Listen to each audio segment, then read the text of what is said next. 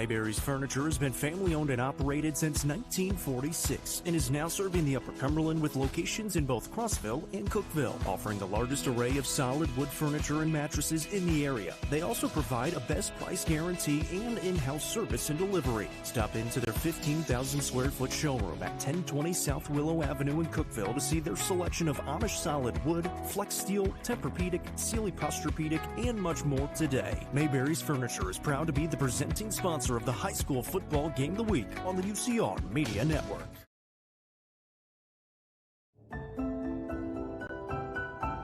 It starts with your very first bank account, grows as you earn your first paycheck, supports you as you settle into a new home, and stays with you through your golden years. Lifetime checking. One account, every chapter.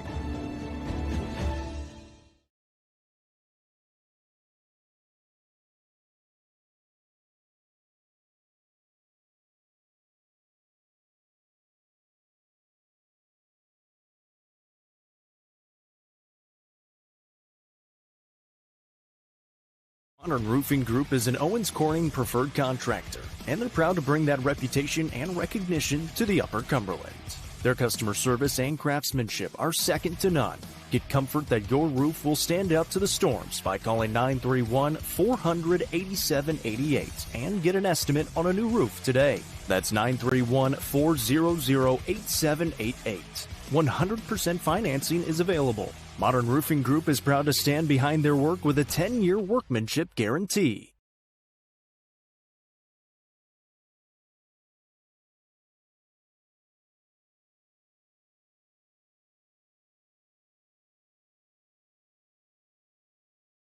The John Deere 5E is built for our way of life, and it's backed by Tri-Green Equipment's tried and true support. So stop by your local Tri-Green Equipment store to take advantage of financing as low as 0% APR this fall.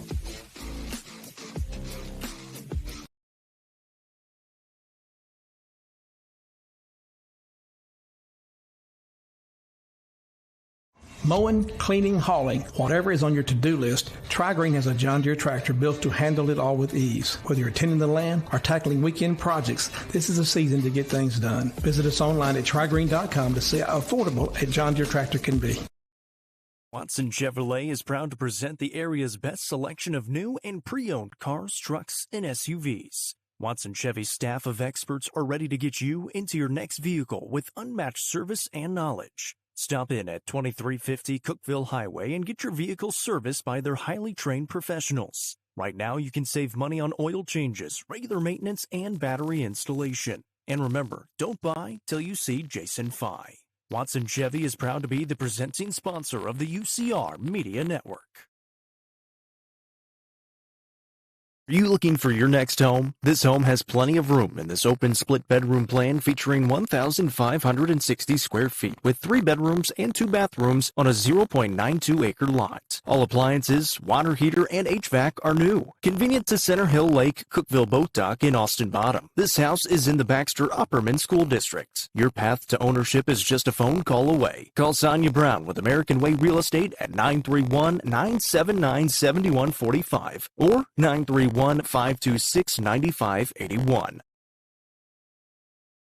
Tee-Up is the Upper Cumberland's best indoor golfing experience. With 3 state-of-the-art golf simulators, you can work on some of the world's best courses, all in the comfort of their climate-controlled facility. Want to know where you can improve? See everything from club speed to spin rate in seconds. They also have plenty of other games to enjoy time with friends. Conveniently located at 141 4th Street in Baxter. Stop in. Visit them online at teupgolfclub.com or call them at 931-559-GOLF to reserve your simulator today. Tee-Up is proud to support this broadcast on the UCR Media Network. Welcome into Pat Parker Memorial Field, this side of the high school football game of the week, and we've got a good one for you tonight. It is a pivotal Region 4 4A showdown as the visiting Stowe Memorial Panthers take on the reigning Class 4A state champion Macon County Tigers. I'm Noah McKay on the call here in the Nelson Trophy and Screen Printing broadcast booth. joined by my friends Jeremy Tollison, Tim Case, Hallie Gunlock on the sideline, Stephen Lancaster on stats, and the lovely Madison McKay producing things for us tonight as we welcome you into the Comp Rehab pregame show. Tonight's broadcast is presented by Mayberry's Furniture and Macon Bank and Trust Company. And guys, it has been the top 4A region in the state of Tennessee for the past 2 seasons. Region 4, 4A.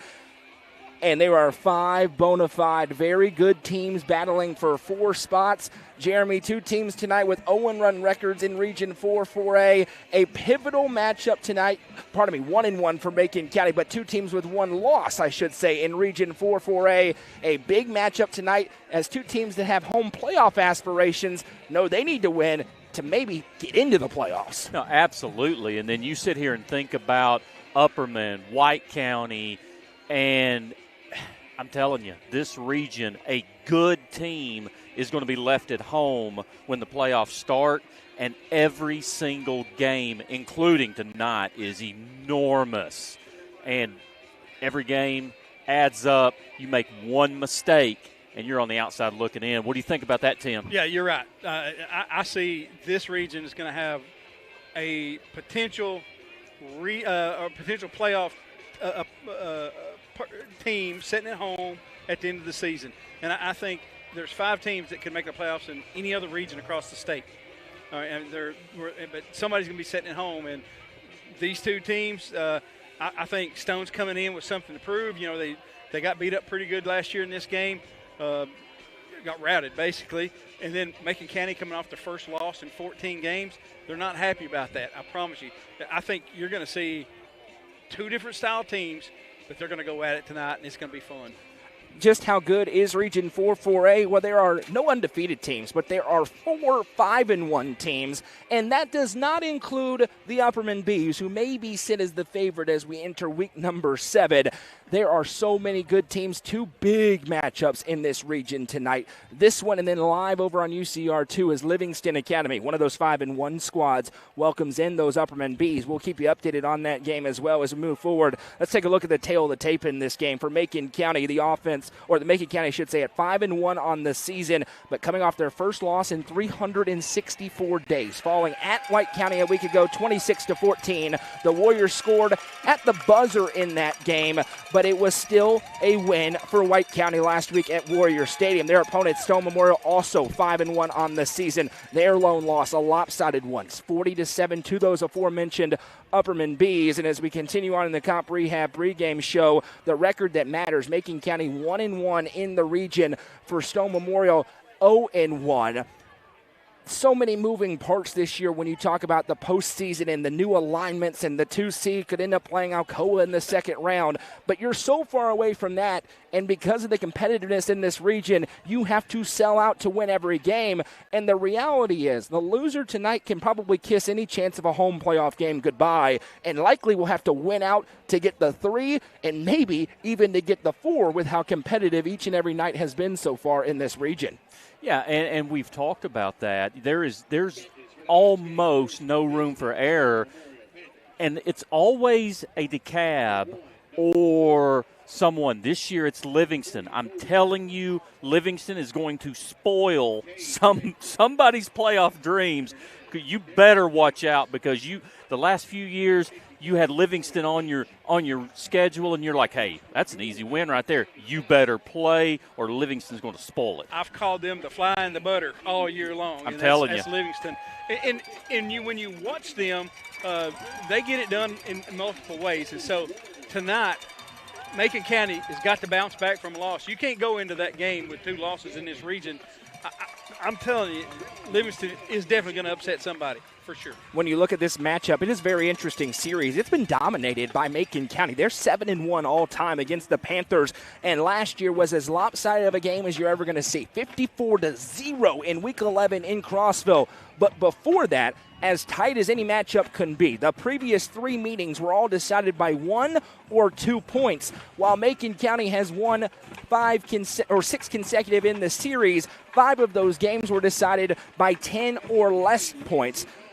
And for Stone Memorial, they're hungry to take the next step. They said before the season they want to enter the upper echelon of Region 4 4A. Well, to do that, you're going to have to win a big-time game. The reality is they have not beaten Macon County, Upperman, or White County since September 8th, 2023. They have been hunting for that signature region victory. They hope it's here on the road, but they've got a ticked-off Macon County team. Did not play their best a week ago. 4 turnovers in 5 minutes of game time in the second quarter. White County did what White County does, which is run the football effectively throughout the contest, and the end result was a White County victory. The question is, without Gabe and Zach Borders, without Luke Gammon, without Braylon Flowers and those superstars from last year, how does this Macon County group respond to getting hit in the mouth a week ago by the White County Warriors? Tonight it's going to be running back by committee. We're going to see multiple people carry the ball. I think you're going to see some things out of Macon we hadn't seen thus far. They may have to go back to just under center wing tee the whole game. I don't know. But can Macon defensive backs defend these receivers? I think Noah and I were talking about this before the game. Yes, this is going to be the biggest test for Macon County's defensive backs we've seen all year. And one thing Macon County wants to do is set the tone. They win the toss here. They want the football, and they're going to set the tone, and they want to set it right now. And you remember last week, Macon County, their 2 touchdown drives. First drive of the football game, first drive out of halftime. Very good on script. We'll see what that script looks like. On the other side, Noah Potter has been simply sensational. The senior quarterback in his second year at Stone Memorial, completing 61% of his passes, nearly 1,200 yards, 16 touchdowns to 4 picks, and really coming on as a runner in this RPO offense. 35 attempts for 276 yards and 2 touchdowns. As polar opposite as you're going to get.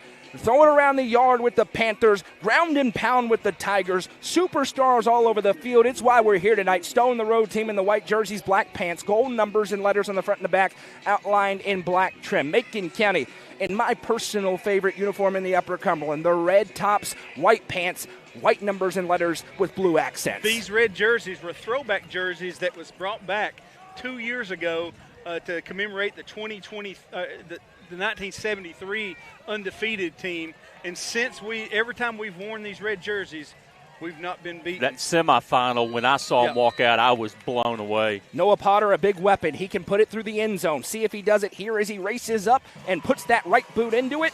Angling back, this will be returnable at the 4-yard line. Trying to set it up to the 15, being hit, pinballing forward to the 25-yard line, and down there is where Cameron Miller takes the kickoff back to, and we will see Matthew Wheely. There has been, let's call a spade, no passing game for Macon County this year. Threw for negative 2 yards a week ago. Wheely completing just 37% of his passes, but 491 yards on the ground. It's going back traditional. Wing tee under center for the most part for Kyle Shoulder's team. It's a different team. They're going to have to drive 10, 12 plays as opposed to breaking the 70-yarders. Don't forget, Matthew Wheely was a one-way starter last year on defense, an all-state linebacker for this team. Now he's playing quarterback. They will start in the gun with Xavier Bentley on his right hip. Bentley, the most explosive playmaker so far this year for the Tigers. What will they come to against a 4-down front? Snap taken, handoff to Bentley around left side. Big hole. There he goes to the 30, 35-40, 45-50, 45-40. Longest play from scrimmage this year for Macon County. They've got the long touchdown, maybe? No. Down at the 2-yard line. Xavier Bentley breaks free. No laundry. It's a humongous Modern Automotive Group first down, and the Tigers deep into the red zone, 1 play from scrimmage. One thing I was going to bring up is Macon does not want to get whipped on the line of scrimmage like they did last week. They have to establish that early, and here we go. Into the Citizens Bank red zone go the Tigers, down to the 4-yard line. Well, they'll say he was pushed down. They go with the little sweep to the left side, and it works. Bentley gets loose. That is the longest play from scrimmage this year. First play over 40 yards for scrimmage this year for the Tigers. And what a start. 71-yard run, no. First and goal from the 3. And now 2 backs, Cooper Carlisle and Bentley in the backfield with Matthew Wheely. Snap taken. He's going to hand around to Bentley, and he dives forward, and he'll be just short to the 1-yard line. Second and goal upcoming here for the Tigers. They've been sensational on script. That one didn't matter what the script was, just breaking loose for the big long run. Not expecting that out of the gate. 50 seconds into the ball game, Tigers looking to get a quick strike here. Remember, it was like that the entirety of the game last year at Stone Memorial as they rolled to a dominant victory 54-0. They'd love to do that again. The Panthers hoping to stave off a repeat of history. 3 games live across the Watson Chevy UCR Media Network. Under center here. Pardon me, no, it's the Wildcat move, and getting into the end zone for the touchdown, Macon County. Brennan Flowers, Batman, gets through, and what a start for the reigning champs, looking to bounce back as they get in on the Macon-Trousdale co-op touchdown.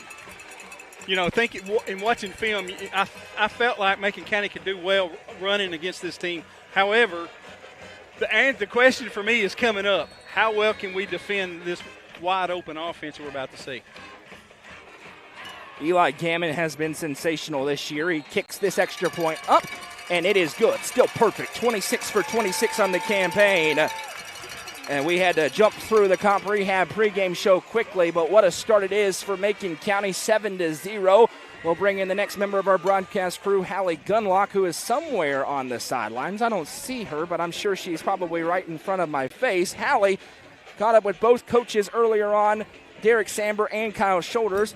I'm curious at what they had to say, especially given the start that just happened for both teams. I'll start with Shoulders here since they obviously just got that touchdown. They talked about momentum and how big this game was momentum-wise for them. After a big loss last week, they really need this game tonight. He said they were very confident going into the locker room. Coming out in the field, they stayed extra in the locker room to talk. But they're very confident with tonight, especially after that touchdown, I'm sure. I'll go over to Samber for Stone. He seemed pretty confident tonight, too. He said this is a big win for playoff game, and they don't question it. They're ready to go, and they're very confident in stopping the run game. Of course, that's what he said before the game. Might change some things up here now. Back to you guys. 7-0, a minute and 17 seconds into the ball game. We'll see, can Macon County parlay that? And, of course, what a weapon Eli Gammon is in the kickoff game. He can backspin it anywhere.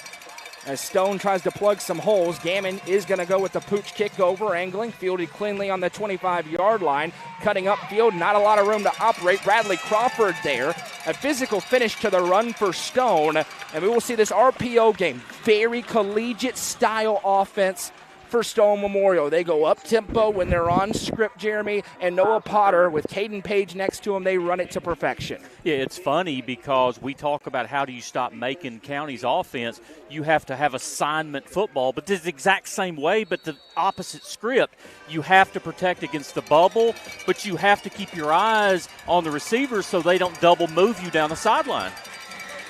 Caden Page on the outside, number 23, has been sensational this year. 587 yards on 43 catches. Still no Dylan Phillips. They think he's a week away. Play fake. Potter going to keep it around right side. Breaks one tackle and will be deposited out of bounds.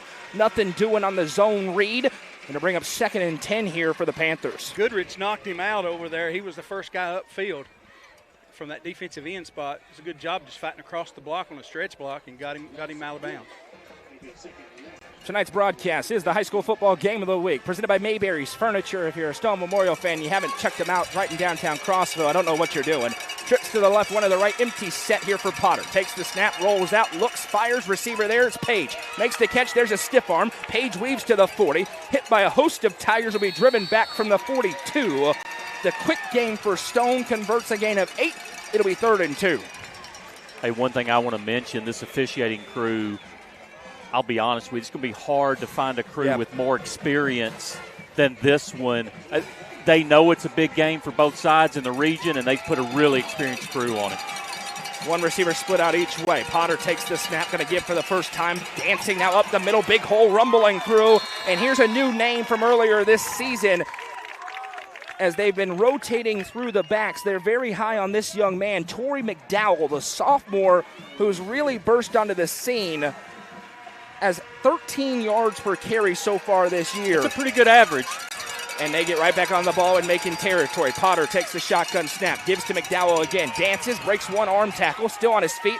Now will be cut down. The sophomore gets back to the line of scrimmage. Hassey in there defensively alongside a host of different Tigers. Eli Warren in there as well. And one thing for McDowell sometimes, a little bit too much east-west and not enough north-south. Very slippery. Well, last week, White County found success against Macon County just running straight at them, and you may want to take a page what you saw on film.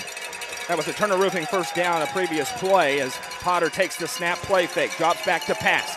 Forced out of the pocket, now off script, trying to move his receivers. Fires to Page, makes the catch, punched out. And they're going to say incomplete pass, and that is a big call as it actually went out to Carson Bunker, the senior tight end. Yeah, I agree. I didn't think he had possession of it long enough for it to be a completed pass. And there is a flag on the other side of the field, and this is kind of in the backfield a little bit, so we'll see what this call is. A defensive hold or numbers on the defense. Maybe an eligible man downfield. Is that off-script RPO? Yep. And that's exactly what it is, an eligible man downfield. For the first time this year, I'm going to disagree with you. I thought he had the ball. Did you and really? Made a move upfield. First time this year, I'll disagree. We're really close to that. And listen, it doesn't matter. You're not going to be right all the time, Noah. Macon's going to decline that penalty and make it third down. They are going to decline and turn it into a 3rd and 10, and the cowbells of Pat Parker Memorial Field and the Macon mob will try to make their impact for the first time. 5 wide empty set here for the Panthers. Trips stacked out to the right, 2 to the left. Potter alone in the backfield, 3 down front for the Tigers. They bring pressure. Potter looking, going to fire. Receiver makes a catch, breaks 1 tackle, breaks another. He's going to be short, but makes it 4th and manageable here as he finds Carson McCoy.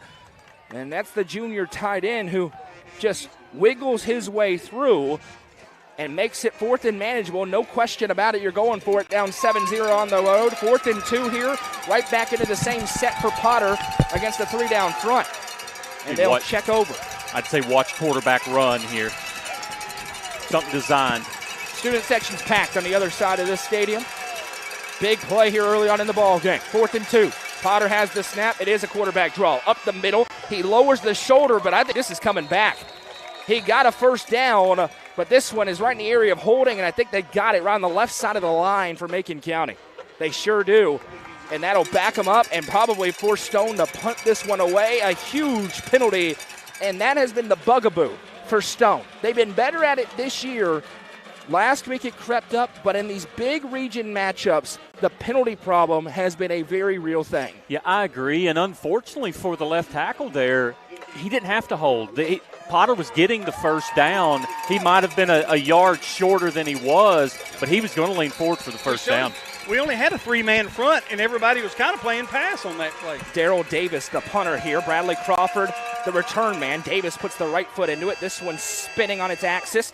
Hops straight up into the air at the 20, and then will be touched down there. So a punt of 32 yards puts Macon County 1st and 10 on the 20. 1 run of explosive 50-plus yards on their first drive. They capped off with a score. The Tigers could take an early, comfortable lead with a good drive here.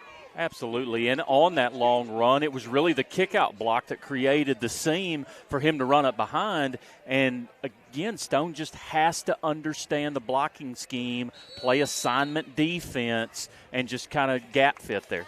We are live on YouTube and the Hub Plus Roku app. Facebook being difficult, so we said forget it. We'll just go on YouTube. And a lot of you have found us already. Snap taken, Wheelie going to give to Bentley. They just almost scored on this play, and this time Stone says not so fast. No gain on the play. Xavier Bentley will be put down right at the line of scrimmage. 2nd and 10 upcoming here. 7:54 and counting to go in the first quarter. The Tigers lead 7-0 here in a very important Region 4 4A matchup tonight. Looks like they were slanting right to that play. You had 3 white shirts right there at the line of scrimmage waiting on him. And you know, the thing is Macon's offense is not exotic, but it's effective. And if you can figure out how to just get in those gaps, it creates a lot of problems. On the Turner Roofing scoreboard, Upperman leads Livingston 7-0. Snap taken, Bentley breaks 1 tackle, and then it's popped. Carson McCoy, the junior linebacker, makes the stop after a gain of 6. A nice run for Xavier Bentley, and it's 3rd and 4 here for the Tigers. And if you're the Tigers here, huge defensive play to start this game. If you can get the ball back, it's really you're almost close to midfield. Big play for Stone here. 3rd down and 4 as we pass 7 minutes to go here in the first quarter. Tigers lead 7-0 on their home field. The Stone Band has made the trip from Crossville. Longest trip in the region for them. They're rocking to our left on the visitor grandstands. 2 to the left. Wheelie takes the snap, puts it into the belly, now pulls, fires it into the flat. Receiver's wide open. It's Brennan Flowers. Flowers with a big stiff arm, carrying defender forward, but there's 2 flags, and now this one's coming back as they got a hold or a low block. Either one, both are possible on that left side as Flowers went by. But they're way downfield, so I think it's going to end up being about the same spot it was exactly. on that original play. Almost replay the down. Mr. Qualls could turn around this way. This is where we need to see. It is holding against Macon County. 10 yards from the spot. It's going to be 3rd down again. It ends up being a gain of 2. And it's going to be 3rd down and 3 here for Macon County. The good thing with having Shane Qualls looking at the other press box is we get his good side on film. We don't have to look at his face tonight. Probably my favorite and my pick for the best all-around referee and official in the Upper Cumberland, the white hat tonight. When you talk about all sports, best strike zone in the Upper Cumberland, bar none, out of Mr. Qualls. Don't tell him that. Oh, I tell him all the time because I want to do all the games I'm at. Snap taken, wheelie, play fake, dropping back to pass, looking downfield, steps up, fires, receiver's open, and he missed him. He had Xavier Bentley streaking open as Kyle Shoulder schemed it up. That's been the bugaboo for this Tigers offense. The passing game not quite in rhythm. 4th and 3, and here comes the punting unit for Coach Shoulders. He got wide open on that play. Nobody within 5 yards of him, and he's streaking free. And as you watch the film, there's a lot of plays where guys are wide open for the Tigers and just haven't quite been able to find them or connect on those deep passes. Now, punting unit on here for Macon, and the very, very dangerous Caden Page back deep to receive. Maybe the best return man in the classification. Punter has a face mask high snap. This is a great punt. Spinning. Going to take a Macon County hop at the 45, inside the 40, and now goes horizontal. It'll be touchdown at the 36-yard line. That's going to be a 37-yard punt. About 3 seconds of hang time for Macon County. 1st and 10 here for Stone. And, Jeremy, that's a big answer for Stone's defense to get a stop and bow up some of the run game. Yeah, I agree. Now, to Macon's defense, that was on Macon for a little bit of an overthrow there because if the throw's on time, it's a touchdown. It's 14-0.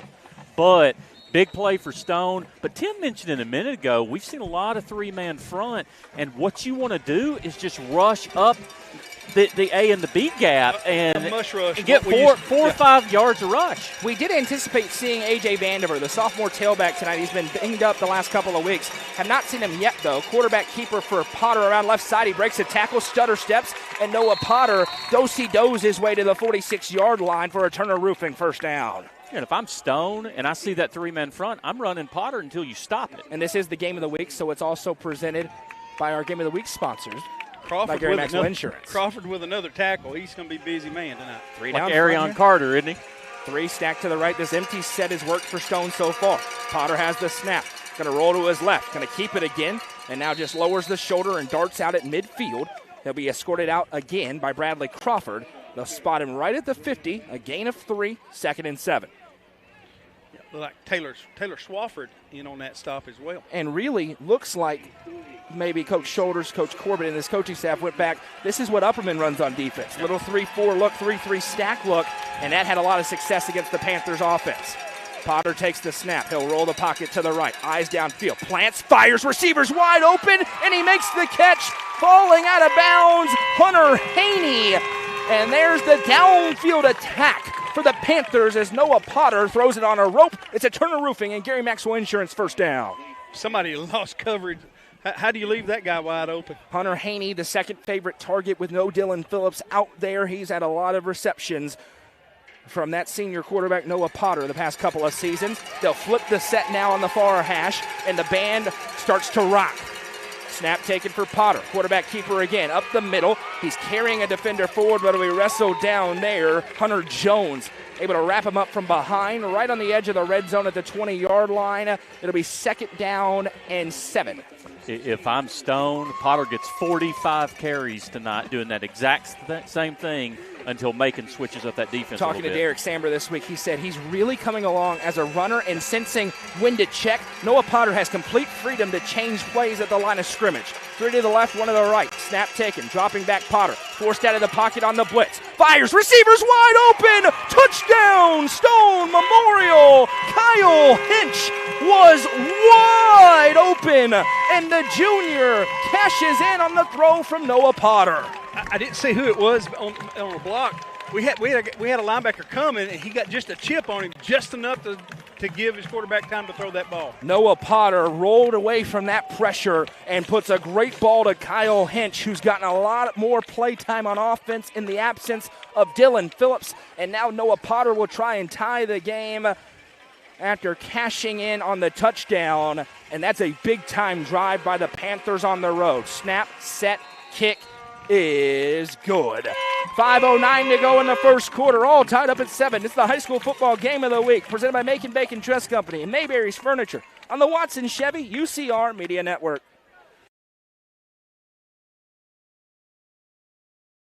The Quality Family, a local company supporting and caring for our local communities. The Quality Family offers services to get you back to the game. From bracing to oxygen and everything in between, we can meet your medical equipment needs with Buckeye Home Medical Equipment. If you have an in-home need for strength and conditioning, for example after a surgery or injury, Quality Home Health is available to provide individualized care while you are on the mend. For those with end-of-life diseases, Quality Hospice is available to provide nurturing care during those difficult times. Choose the Quality Family of Services for care within your community. Visit thequalityfamily.com to navigate all we have to offer you.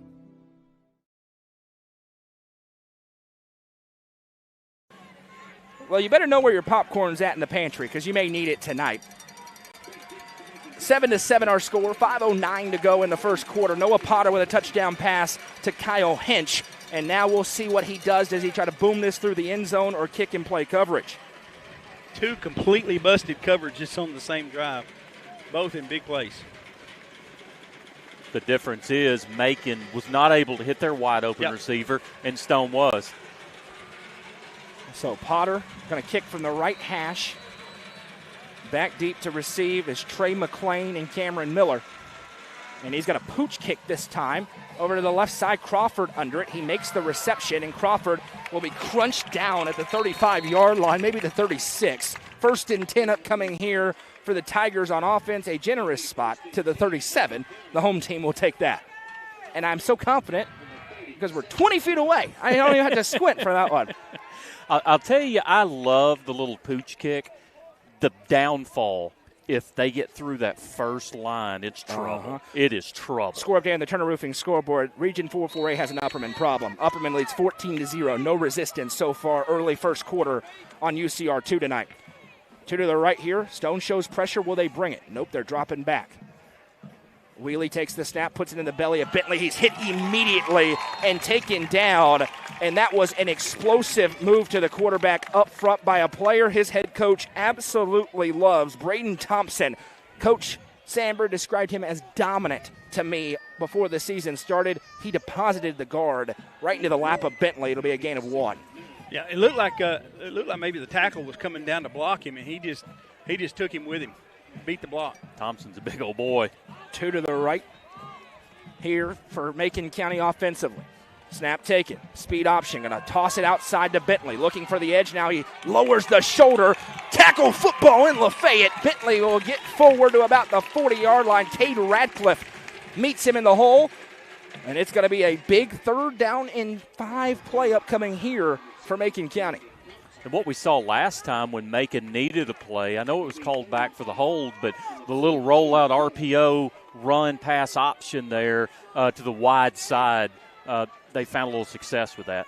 Yeah, Bentley's MO, if he can go forward, he's going to get some yards. Making him stop and cut is probably not the best thing for this offense. 3rd and 5 upcoming here for the Tigers. No wing T so far, all in the gun. Stone shows blitz again. Are they going to bring it? They sure are. Here they come up the middle. Wheelie going to pull it, looking for the edge, now fires it to Flowers, and he has the first down and will be wrestled down by Hinch, but not before moving the chains on a Modern Automotive Group, and Gary Maxwell Insurance, first down. That was a true read for the senior quarterback. Yep, that was a good read, too. And in watching film, Noah Potter, when he does those RPOs, he's very decisive, very quick. He makes his decision quick. Wheelie strung that out a little bit, actually gave his receiver time to get open. That's the play they hit earlier, got called back. Correct. The one that I called before the snap, just for the record. You did indeed call that before the snap. I'll give you that. Cooper Carlisle checking in, second game healthy for him, working him into the offense, giving Bentley a break. And now it's a Wildcat. Is Bentley going to be the quarterback? He's got tons of blockers in front around left side. There's the mismatch, and there goes Xavier Bentley. He barrels forward into Hinch again. And now you're seeing the creativity from Coach Kyle Shoulders as they work the Wildcat. Last year, that was number 7 around left end. This time, it's number 11 for a Modern Automotive Group first down. You should have seen the block that Carlisle laid. That was a heck of a block. I promise you that's what I was going to say. It was almost like a Superman pancake is what it was. And not only did he get him, he got position and then did the block. First and 10 as the Tigers looking to respond after a touchdown drive for the Panthers. 7-7 our score, 2.5 to play in quarter number 1. They're going to stay in the Wildcat look. Maybe the Tiger Cat, as I called it last year. Bentley takes the snap. This is quarterback ISO right up the middle. He pinballs forward and spins down to the 26-yard line. Gain of 5. It'll be 2nd and 5. Yeah, getting to watch Bentley go straight ahead. Like I said, that's when he's at his best. Getting him going sideline to sideline and then having to stop and make a cut is not Bentley's best running abilities. Right here is just straightforward. You get all you can get out of him. This area a week ago was a problem spot in Sparta for Macon County. Got into the high red zone, had a turnover there, had another pick later on in the first half. They're looking to cash in here and now. A little more power in the Wildcat look as Bentley has Brendan Flowers on his left. He takes the snap right over left guard, and he is crunched down and getting up and feeling himself as he should. That was a big-time stop in there. Lincoln Eldridge lowered the shoulder and made the tackle. Yeah, he came out of nowhere. Number 9, I think. It may have been Darrell Davis instead. You're right. Darrell Davis, the junior, transfer out of Cumberland County in there, and he made the stop. Now, this angle's a little different. Those 0s and 9s look a lot alike over here. Yes, they do. and I think he lined up in the weak side linebacker, and most of the time that's not accounted for in the blocking schemes. 3rd and 3, 4-down territory, no doubt about it, and it's Wheelie back at quarterback, Bentley behind him. Stone loading up the box. Wheelie takes the snap, puts it in the belly. He's going to keep it around right side. He cuts upfield. He'll be ridden down, but not before moving the chains on a first down. It's an awkward collision. Looks like everybody's okay. He gets brought down by Carson McCoy, but it's not before a Modern Automotive Group first down. Matthew Wheelie with a great fake. He tucked it on his right hip, moves the chains. Under a minute to go here in the first quarter. It's 1st and 10 from the 14. Watching a full game from Macon last week and the first drive, these last 3 or 4 plays feels like Macon County football. This is what you're used to seeing with Macon County. Didn't get that feel last week. We had a big play on the first drive, but this feels like Macon County offense. This could be the final play of the first quarter as they break the huddle. Flowers going to stay in the backfield alongside Matthew Wheelie. 2 receivers out to the left. Crawford, the wide out. Snap taken. Puts it in the belly. There goes the power back Flowers. Jump cuts forward past the 10-yard line down to the 7 or 8. See where they spot it. It'll be the 8. 2nd and short upcoming here, but that will be when we open the second quarter on the other end of Pat Parker Memorial Field. At the end of 1, Macon County 7, Stone Memorial 7.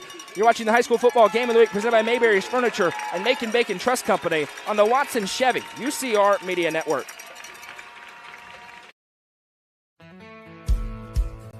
Let the bidding begin.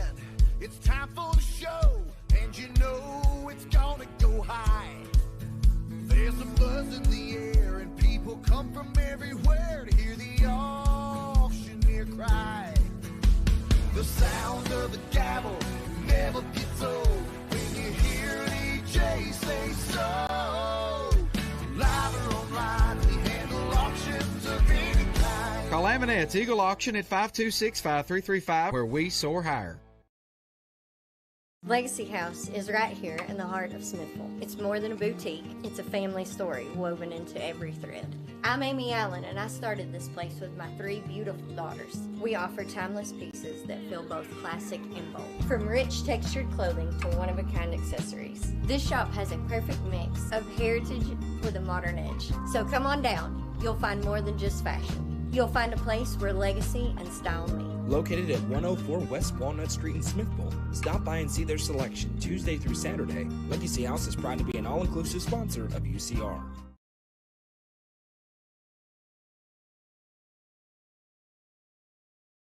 Great first quarter in the books. 7-7 our score, but the Tigers threatening to change that as they have it deep in the red zone.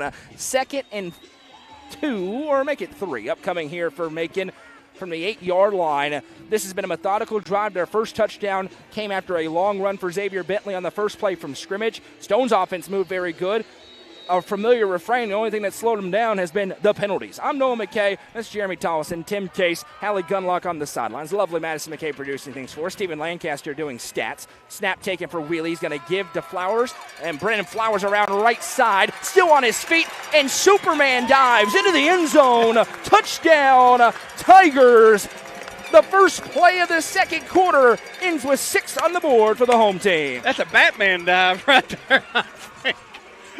The young man they call Batman, he was able to pinball off of tacklers, dove and extended the ball past the pylon, and the touchdown is good. Eli Gamenon to try and stretch it to a 7-point advantage. Stone has a fantastic coaching crew, but they better figure something out because they cannot let that drive, or this is going to be a long night for Stone. Speaking of long nights, we got a score update after this one as Gammon booms this one into the tailgate of the truck at the house behind the uprights, and that is a Macon-Trousdale co-op touchdown for Macon County. They lead 14-7. Score update on the Turner Roofing scoreboard. Elijah Fitz with an interception, returns it to the 10-yard line, and then Upperman gets a Carmine Phillips touchdown run. Gets a touchdown run from Carmine Phillips on the first play from the second quarter there, and the Bees lead Livingston 21-0 over on UCR2.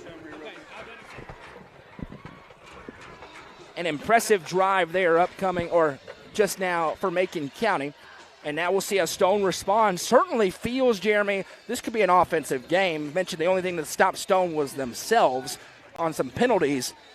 Pressure on every offense to respond after a score in a game like this. Yeah, and so far the only thing that stopped Macon is themselves on offense. So, I mean, we're going to very likely see 6 or 7 or 8 more touchdowns scored in this game. Yep, that was a 9-play, 63-yard drive. Took 5:19 off the clock. That was an impressive drive. That's Macon County football. That is their staple. And that's what they do. No penalties, no turnovers. Perfect drive. If you're wearing red. And if you're wearing white, you didn't like it. And now we'll see what Stone has. Noah Potter's looked great so far this entire season. He just had his 17th touchdown pass, and there have been some busted coverages on the back end. That was the question for Macon. Very young in the back end of the secondary, going to have to adjust. Potter's definitely the best quarterback that Macon has seen this year, without a doubt. Gammon on to kick this one away. The question is, what will he decide to do? And he's going to drive this one deep, trying to pin him.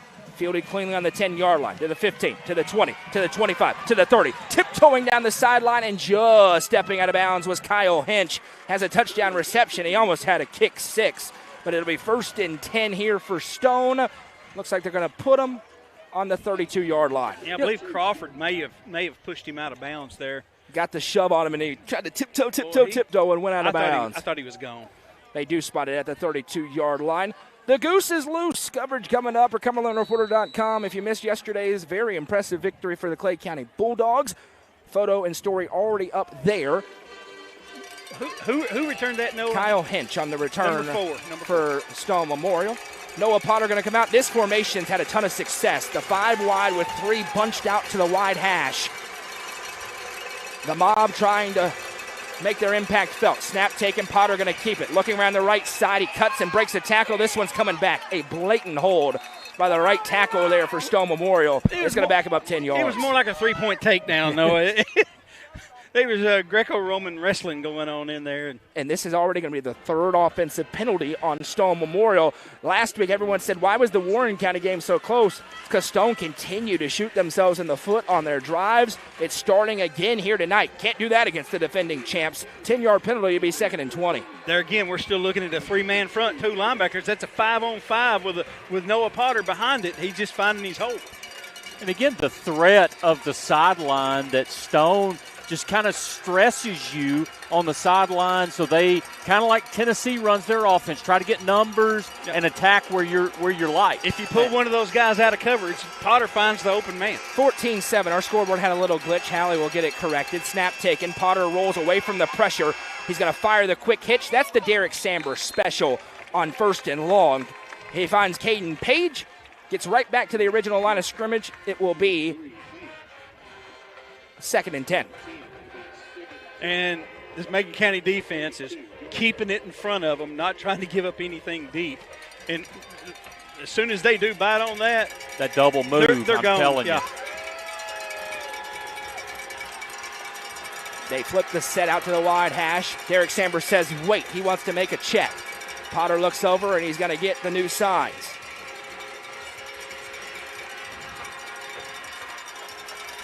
Scoreboard's having a connection glitch. We'll get it fixed momentarily. Snap taken. Potter going to keep it again. Up the middle. Takes a cut, and there he goes. Jukes upfield. Noah Potter with an explosive run. It's a gain of 15, and it is a Turner Roofing and Gary Maxwell Insurance first down. And again, just finding where Macon is numerically light and attacking that. And this quarterback run, Coach Samber wants them to make some adjustments so he can attack downfield. Eli Warren on the stop there for Macon County. Potter right back on the ball with the tempo. Same play, trying to dance through traffic. He breaks another tackle. Noah Potter is evading the Macon County defense, and unfortunately one of the Tigers is a bit slow to get up, but he is getting back up onto his feet. As that's number 16, Hunter Jones, an important piece of this defense. They blew the whistle, so I think he'll be forced off. It was a gain of 5, and it'll be 2nd and 5. Again, we'll get some sort of a scoreboard on the screen for you as soon as we get the opportunity. We know it's not on right now. One quick scoreboard update. After the first quarter, Jackson County's over Trousdale 7-0. And trying to get off the field there was Jones. We mentioned he was a little bit hobbled, and finally he will just sit down, and the trainers will come out and tend to him with 10:45 to go here in the second quarter.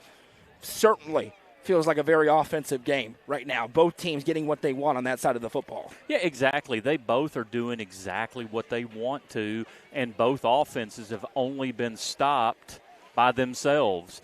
And you just have to feel that somebody, Tim, a turnover, one stop, just some crazy play that happens could be the difference in the entire game. Sure, and I don't. Both teams have done a good job not letting the other get away from you yet. It's been a one-score game either side, or tied up this whole way. And the thing about on the Macon County defense right now, we're missing some tackles, and that's leaving Potter with an opportunity to make some big runs.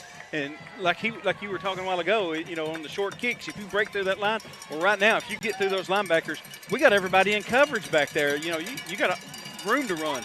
At the next stoppage, we'll get the scoreboard back on the screen. You're going to see some weird stuff on the screen. Don't be alarmed. I got to back out and come back in as we reconnect it. So apologies for that, but we'll get it. Trips to the right, 2 to the left.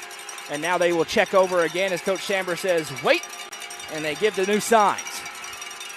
Only one linebacker in the middle of the defense to see if they run it again on 2nd and 5.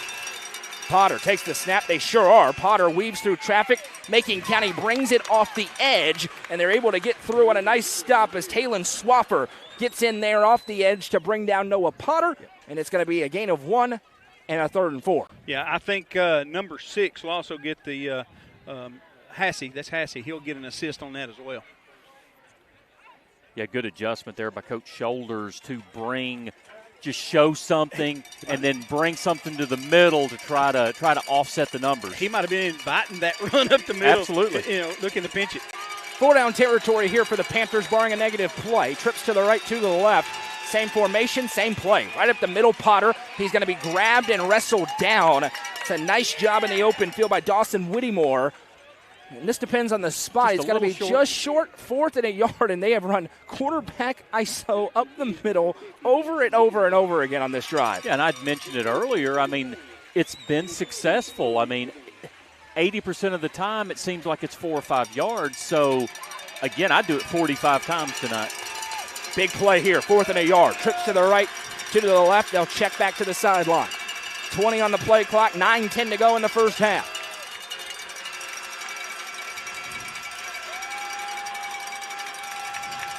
Potter surveys. Macon shows pressure. Here they come. Snap taken, quick screen to Caden Page. He's grabbed, spun around, and down. I think he's short. This is very close. It was a great open field tackle. It's as close as it can get. Macon County thinks they have the stop. They may look at this here. They'll look at it. I think he's a little short as well, but I'm telling you, Bo Warner. That was a pretty. Was it Bo Warner on that tackle? Yeah. 55? He got held up by the outside defender there, and Warner cleaned him up. I just got him to the ground.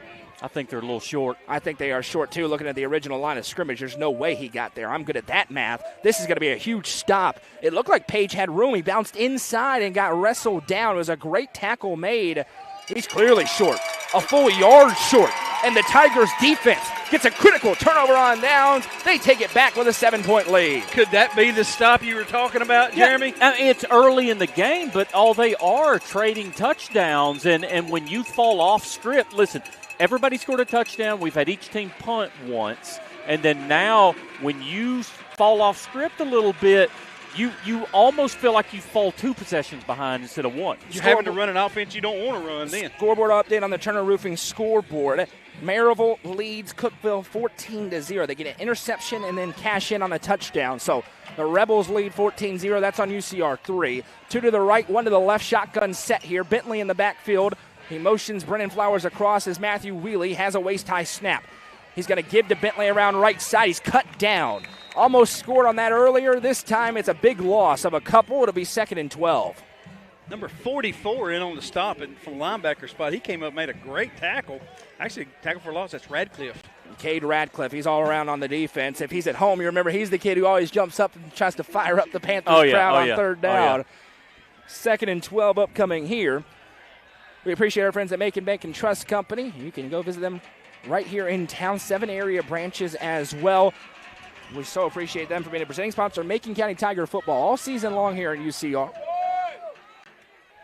1 receiver out to the right. Snap taken. Going to hand off, looking to get up the middle, and again, nowhere to run. Taken down for another loss of a couple yards as the interior of the defense standing tall right now. Gave it to Flowers that time and got nowhere. I don't know if he slipped down or Bowman was the guy close to him. He may have got a lick on him. From our vantage point, couldn't tell. Again, the scoreboard is going to come back after we get a break. Huge play here by Stone's defense, and expect, again, that wide RPO from the quarterback has been successful both times they've tried to run it to the wide side of the field. 7.5 to go. It's 3rd down and 15. An offense not designed for 3rd and 15. Snap taken. Going to hand off up the middle again. Bentley breaks 1 tackle, breaks another, and he's still on his feet. Oh, my goodness, what a run for Xavier Bentley. He moves the chains on a gain of 20. He broke 4 tackles on the run, and it is a Modern Automotive Group and Gary Maxwell Insurance first down. That's how you're built from 3rd and 15. What? Okay, I say you just draw that play up all the time. That was a tremendous run for Bentley. It was like a run of effort. 2 yards, and he gets blown up there. And now it'll be 1st and 10, new set of downs, and that could be a backbreaker for the Panthers defense. What an effort. Yeah, exactly. It's just Bentley just really just the will to break the tackle, the will to keep going, find the chains, and get yourself a new set of downs. Once again, the scoreboard is going to take us a minute to get back on. We're not going to take you away from the game as they go into the Wildcat here. It will come back, I promise. Up the middle goes Bentley, and he'll be crunched down at the 40-yard line. Gain of 2. It'll be a 2nd and 8 upcoming here. It is 14-7, Tigers with the lead. 7 minutes to play here in the first half. 2nd down and 7 from the 40-yard line upcoming here. I have to say this has been a very clean played game. You know, both sides, after each play, they're playing hard between the whistles, but you see guys helping the other guy up, and patting him on the helmet and giving him high fives, that kind of thing. So now in the shotgun, Matthew Wheely back at the quarterback spot, takes the snap, going to stretch, and he's going to keep it on the power read. He dives forward, gets an extra yard or two, and having to make a decision was the linebacker who shot through for Stone Memorial, Carson Bunker, and he decided to take out Bentley. Wheely took it out of his belly and moves forward. It'll be a gain of about 3, 3rd and 5 upcoming here in what is also 4-down territory. And if you're Stone, that is about as good as you can defend that play. You blow up first choice, don't let second choice get much more than a yard or two. Extremely good from Stone there on what they're supposed to be doing. Yeah, and Wheely did a good job of riding that pocket for a while, holding on, and then making the decision to go. Make it a 3rd down and 4 here. 2 backs in the backfield alongside Wheely. Turns and hands to Carlisle on the sweep around the left side. Carlisle is hit down short. We just saw Macon County get a stop on 4th and short. Now it's the Panthers' turn to try and answer. 4th down and 2 upcoming here. Make it 4th and 1 as they've got to get to the 33-yard line. There's going to be some sore players tomorrow here. There's been a lot of good hits in this game.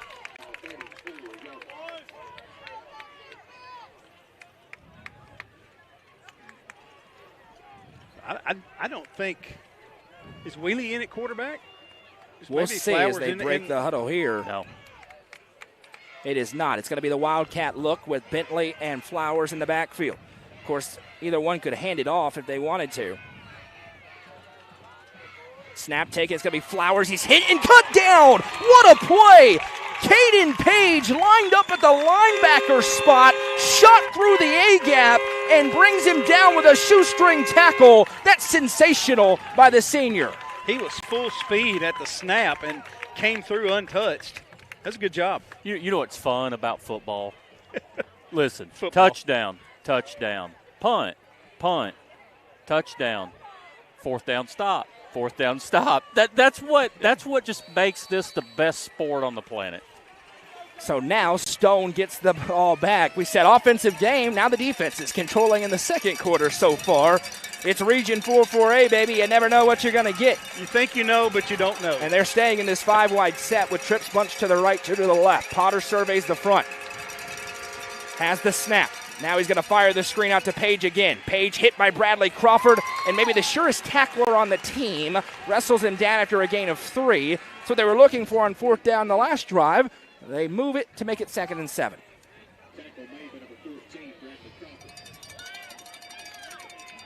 And it is all Upperman over on UCR2. Another touchdown. It's about to be 28-0, pinning the extra point. Middle of the second quarter on Livingston. Trips to the left, to the right. Snap taken. Pressure coming. Potter tries to spin away. He breaks one tackle, and then he's buried. Sacked in the backfield.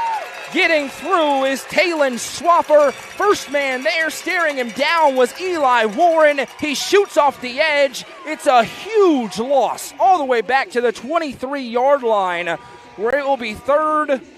Oh, my goodness, we're in the northern part. 3rd, and what is over that way? That was so Kentucky. What's the town in Kentucky that's that way? Yeah, it's Amos, Kentucky. There you go. Thank you, Tim. Amos, Kentucky coming here as it's 3rd and 23 officially here for Stone. That blitz was so well disguised. I think you had Potter fooled.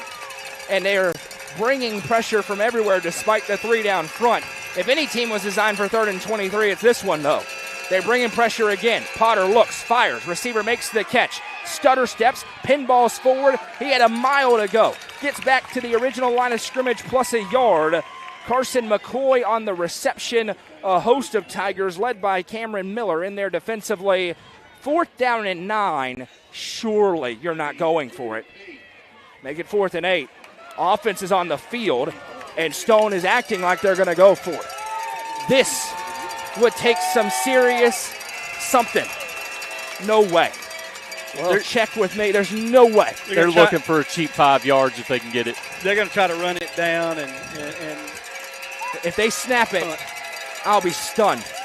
But Derek Samber says forget it, snaps it, Dropping back, Potter. Pump and go. Page is open. And he makes the catch. He's to the 15. He's to the 10. And he's down at the 1. Derek Samber says, watch this. And it's a humongous gain for the Panthers on the road. Is that the Riverboat Gambler? Ooh. Derek Samber, go to Nashville International Airport and find the next flight to Las Vegas, Nevada. That is unbelievable. And he turns this way, fellas. I don't know if you saw that. And he gave a little smirk up to us. I like it. Because he knows what we were saying. I like it. It's a Turner Roofing and Gary Maxwell Insurance first down. But that first and goal from the 2. Shows you how important this game is. Wow.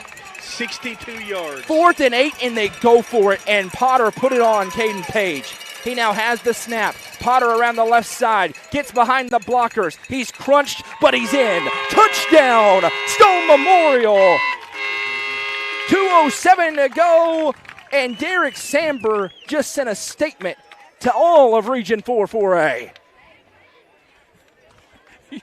Wow. If you're going to script us, we're not following script. Hallie's right next to him. I kind of want her to lean over and ask on behalf of me, is he a psychopath or something? Because that was insane. That's a Jeremy Tollison upward move right there. I like it. I like it. Potter done a lot better than I would have ever done. Potter going to try and kick it. Caden Page to hold it. That's one of the plays of the year. The kick is up, and the kick is good. 2:07 to go in the first half. It's 14-14. Jeremy, you said it. That shows the importance of this football game tonight. Absolutely, and then you think of the aspect of that play just in general is, number one, what did we see from the defense? What do we think that we have there? And then, honestly, just the guts to even call it. You know, I think he was trying to get a free 5 yards and then maybe make a decision on what to run. And then, like you said, Riverboat Gambler, here we go, baby. Look, but Macon's on their heels. They're thinking, there's no way he's going to snap this. They didn't bring a blitz, and they never even really went downfield in coverage. They were just like, hey, what's going on? And, you know, credit Johnson even jumping in there and making a tackle at the 2. But 5 plays, 65 yards, and a touchdown for Stone, and we're all tied up. Don't forget, the Panthers get the ball to start the second half. Both teams have all 3 timeouts remaining. 2:07 to go in the first half. And you forgot to mention the chips. I'm all in on this bet right here. Let's go. Do we see an onside kick now? Maybe. No, you're going to see him try to pin Macon County deep with 2:08 to go. Hey, we have no idea. Yeah, you're right. Derek Samber is, we always joke, he's the Lane Kiffin to my Paul Feinbaum. That was as Lane Kiffin can get on that one. That was awesome. I don't care who you're a fan of. My dad, who went to Unicoi County or wherever, out in Irwin, Tennessee, just texted me that was awesome. I've already got 3 texts from people that used analogies I can't use on air. That was insane. Yeah, there's a lot of we're not on the radio tonight, but I'm still not going to say what that was. Exactly. There's now a little spinner. This one takes a hop, and we fielded by Crawford on the 30-yard line. Breaks a tackle, and then the cavalry arrives, and he'll be crunched out of bounds. The Macon fans want a penalty, but shouldn't be one there. It's tackle football. Let them play. They're wearing pads tonight. Yeah. But it's good field position with 3 timeouts remaining for Macon County. 1st and 10 on the 40-yard line. Okay, now you need to know. You mentioned you need to know where your popcorn's at. Go ahead and set it next to the microwave. You're going to need it tonight. Even as good as the call was, what about the execution? Yeah, exactly right. I mean, Potter put that on the money. And let's think, if Macon can't capitalize in this 2 minutes, Stone gets the ball to start the third quarter. That was the 3rd rushing touchdown of the season for Noah Potter, by the way. 20th overall. Handoff to Bentley. He pinballs off a tackler again. Xavier Bentley with some hard running in this first half. We'll give you the stats when we get to the break, but he's going to have an impressive first half stat line. That's a gain of 8, but time working against Macon. One thing works for them. Probably the best kicker in the Upper Cumberland. And Eli Gammon, he's got long range if they can get into field goal range. 2nd and 2 upcoming here for the Tigers. And a little bit of unease for the home fans, a little bit of excitement for the road fans, but everybody's kind of on pins and needles in a game like this right now. 2 to the left, Wheelie takes the snap, play fake, dropping back to pass, fires the screen to Bentley, tips up in the air, and incomplete. Cade Radcliffe was going to try and tackle Bentley. If he wasn't, that could have been very dangerous. 3rd and 2, as that one was a little bit overthrown. Yeah, if Ratcliffe could have potentially stepped in front of that. Or even got it on the tip. Absolutely. Absolutely. Again, we'll get back to the standard scoreboard at halftime. You're going to see the back end of our software for a second as we reconnect it to a hot spot, but we'll be there. Wildcat look. No, under center for the first time is Wheelie. Turns hands off Brennan Flowers. Big hole. There he goes. Flowers is cut down at the 44. It is a Modern Automotive Group and Gary Maxwell Insurance first down. 1:08 to go. They'll stop it to reset the chains. One thing I've noticed from both teams, except for one play when Bentley broke loose, tackling on both sides has been really good tonight. Under center, wing T offense. Motion man across. Turn and the hand underneath to Bentley. Bentley trying to stretch it. He'll be hit. Nothing doing. Well defended. Hey, Melrose. It's that easy. Loss of a yard. It'll be 2nd down and 11. Timeout, Macon County. By the way, also a fun note. Anderson County still cannot defend the wing tee. Gibbs came into Anderson County last night and ran the wing tee for 4 quarters and beat the Mavericks. You'd think they probably should have repped it this offseason. Did I hear correctly that that's the first time Gibbs has beat them in 30 years? That is correct. And that is the first region game that Anderson County has lost since 2018. That is correct. If I read that article correct. You are correct on both accounts. And Morgan Wallen's probably going to write a song about it. And they're going to lose another one when they play Alcoa. Interesting here, guys. 2nd and 11. Macon County burns the timeout. 48 seconds. If they don't convert the next couple of plays, there wouldn't be a ton of time, but we've seen the explosiveness downfield for Stone Memorial. The chess match is on, and these are all factors that these two coaches and very good staffs are having to work through on the headsets right now. And I think that's what Coach Shoulders was trying to do. You know, he had 2 minutes to go, and he let a minute burn off. Right. Took all the time, knowing he had 3 timeouts. Probably wasn't going to use them unless we got a first down. And so I think now's the time. 2nd down and 11 upcoming here for Macon, and we'll see what they do. Their shot plays have come from the wing T for the most part, but here they're going to go back into the gun. 2 out to their right. Carlisle behind Wheelie. Takes the snap, play fake. Wheelie dropping back to pass. Looking deep downfield. It's well covered, and it's broken up. An unbelievable play. Caden Page wrestles over the top and gets through to break that play up. Maybe the best defensive back in the Upper Cumberland. One of, certainly, Caden Page makes the play there. Made a good play there. And I'll tell you, could not have asked for a better ball from Wheelie. Just an absolute dot, but you just have to tip your hat to the defender there.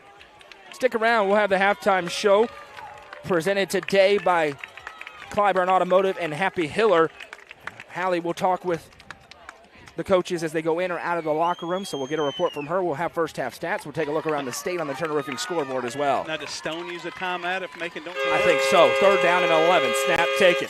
Wheelie drops back, being pressured, fires on the run. Receivers there. Crawford makes the catch. Got room to run as he's pushed out of bounds at about the 30. They keep walking. This is a very good spot for Macon, all the way down to the 25-yard line. It'll be a Modern Automotive Group and Gary Maxwell Insurance first down, and now the Tigers in field goal range. 2 timeouts remaining, 34 seconds to go. He went out of bounds, so the clock will stop and start on the snap. A good play by Matthew Wheelie as he worked away from the pressure and found his man in the flat. 2 out to the right. You can run it here with 2 timeouts if you're the Tigers. Bentley back in the backfield. Snap taken. Wheelie going to roll to the right. Eyes downfield. Fires on the run. Receiver comes back and makes the catch. He finds Bradley Crawford again on a Modern Automotive Group. And Gary Maxwell Insurance first down into the Citizens Bank red zone. It'll be 1st and 10 from the 14. And he got out of bounds, and the clock will start on the snap. So still 2 timeouts in your pocket. Whole playbook open now for Kyle Shoulders on that headset as Wheelie goes over to get the play call. Red zone offense has been good for both teams so far today. 14-14 our score. 29 and a half seconds to go. Wing T time. Under center. Wheelie takes the snap. Going to drop back and pass. Looking left. Fires downfield. Touchdown, Macon County. Xavier Bentley got behind Caden Page. And it's a Macon Trousdale co-op touchdown. Who'd have thunk it? Xavier Bentley out of the wing tee. Turn around, Wheelie with a nice pass into the back of the end zone. And that's a huge answer in the 2-minute drill by Macon County, back in front by a score. And again, 2 drives from Macon although different, but just methodical. Yep. And an interesting note on that drive, Stone had Noah Potter out there trying to roam in the defensive backfield as the extra point for Eli Gammon is up, and the extra point for Eli Gammon is good. 24 and a half seconds to go here in this first half. It is 21-14. Macon County has had the luxury, guys, of being in the catbird seat. They have not trailed in this first half. Stone has tied it a couple of times, but they've been able to go on drives to regain the lead. They'll see if they can hold on for 24 and a half seconds in a game like this. Who knows? Stone will get it to start the second half. The thing I like – go ahead. 60 yards, 8 plays, took a minute and 43. The thing I like about Coach Samber, if anybody has – the 24-second script in the second quarter, he's written it out. He has it written out already. He knows what he's doing, and I just don't foresee him taking a knee and going in at halftime. And you got to think Coach Corbin's telling his defense, listen, don't let nothing deep. Keep it in front of you. Tackle him in bounds. Yeah, he's not going to take a knee. That's for sure. We'll see how aggressive it is. Does Macon try an onside here? I think that'd be a foolish decision. Well, I thought 4th and 10 bomb Fair was enough. The reason I say that, too, of course, is you could give Stone a very short field, and they have a kicker. Noah Potter has a big leg as well. They've made a 40-yarder this year. But with the arm that Noah Potter has, short field or long field, it don't matter. Kyle Hinch, Caden Page back deep to receive. First time Page has been back deep on kickoffs in this game so far. And we'll see where Eli Gammon decides to put this one with 24 and a half seconds to go. He bounces up, puts that right foot, a driven kick. Hinch angles over and makes the catch at the 7-yard line. Hinch down the sideline, accelerates past the 20, to the 25, to the 30, to the 35, to the 40, and down past the 45-yard line, 16.6. And now you certainly can be aggressive if you're Derek Samber. 1st and 10 from the 47 with 3 timeouts in your back pocket. Listen, I think if I'm a defensive back and the ball's coming my way, I'm just gonna tackle the guy, take the 15 yards, not give up the touchdown here. No, absolutely. And he's going, short side, sideline, what we're looking for, something quick. Got plenty of timeouts. We'll remind you that as soon as we get to halftime, you're going to see the back end of our software as we'll get the normal scoreboard back up. I got to reconnect it, and I can't do that without going out and back in. Then we'll hear a word from our sponsors and have the Happy Hiller and Clyburn Automotive halftime show. Trips out to the right, 2 to the left, 5 wide set here for Noah Potter. 2 total touchdowns for him in this first half. He's been great, looking for some magic here. Macon playing a little prevent. Snap taken. Potter drops back to pass, steps up. He's hitting the backfield, and he's sacked. Getting through and taking him down is Bo Warner, the senior. 9.4 seconds to go. Timeout on the field. They only rushed 3. Potter stepped up right into the sack. Good job with Warner. He lined way up outside the tackle and took a real steep angle in. He got his guy rocking back, and Potter, when he stepped up, was right in his arms. That was a great play by Warner. But, Noah, when you're trying to get everybody downfield on those long passes, it takes a while in the pocket. And it was just a great job of getting there with only 3 people rushing. It looked to me like they were trying to get a deep crosser there to maybe free up Caden Page deep, but Warner said not so fast as he brings him down. He had a wide open outlet valve. He did. Standing right here in front of us. Well, we can see. Looking for the shot. He does have 40-yard field goal range. We think he can make it from 45, so you're looking at about the 23-yard line if you got one play that takes about 7 seconds to try and bomb one if you're Noah Potter.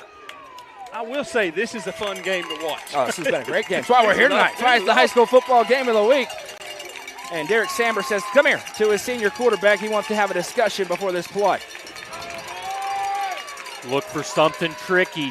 He's got it in his sleeve where maybe some kind of hook and ladder or something like that. 3 high safety look here for Macon County. Potter takes the snap. They're bringing pressure off the edge. Potter rolls away. Going to fire into the flat. Haney makes the catch with 4 seconds. Stutter steps, goes out of bounds with 2 seconds. Make it 1.4.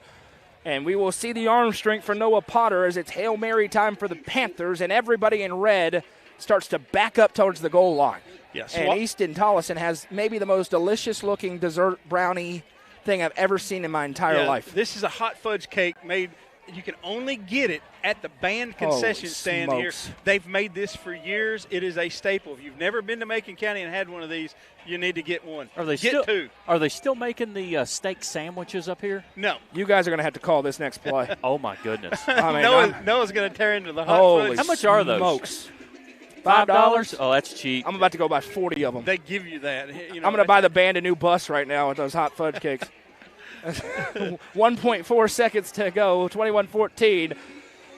Macon with the lead. Been a great game so far, and very much still up in the air, which is all you could want right now. So Swafford came on a delayed blitz on that last play, and I think it surprised Potter from his blind side, and he rolled out, and the only guy he had was that outlet valve that was just sitting here. And so let's see what the defense dials up. Trips to the right, two to the left for Noah Potter. Everybody deep in the secondary for Macon County. Will it be trickery or will it be a straight-up jump ball? Snap taken. They're bringing pressure from everywhere. Rushing 6 is Macon. Potter flushed out of the pocket. He will just slide down as the defensive coordinator, Sean Corbett, says not so fast. They're not dropping everybody. They shoot through to make the stop. Yeah, they brought all 5 they had in the box up there that time and didn't give Potter the chance to get that ball And off. that brings us to the end of a very entertaining first half of football. Still 2 quarters to go. It's 21-14. Remember, you're about to see something you've never seen before. The back end of our software, as I get the scoreboard back on the screen, we'll hear a word from our sponsors and come back with the Clyburn Automotive and Happy Hiller halftime show at the break. It's Macon County 21, Stone Memorial 14 in the high school football game of the week, presented by Macon Trust Company and Mayberry's Furniture on the Watson Chevy UCR Media Network.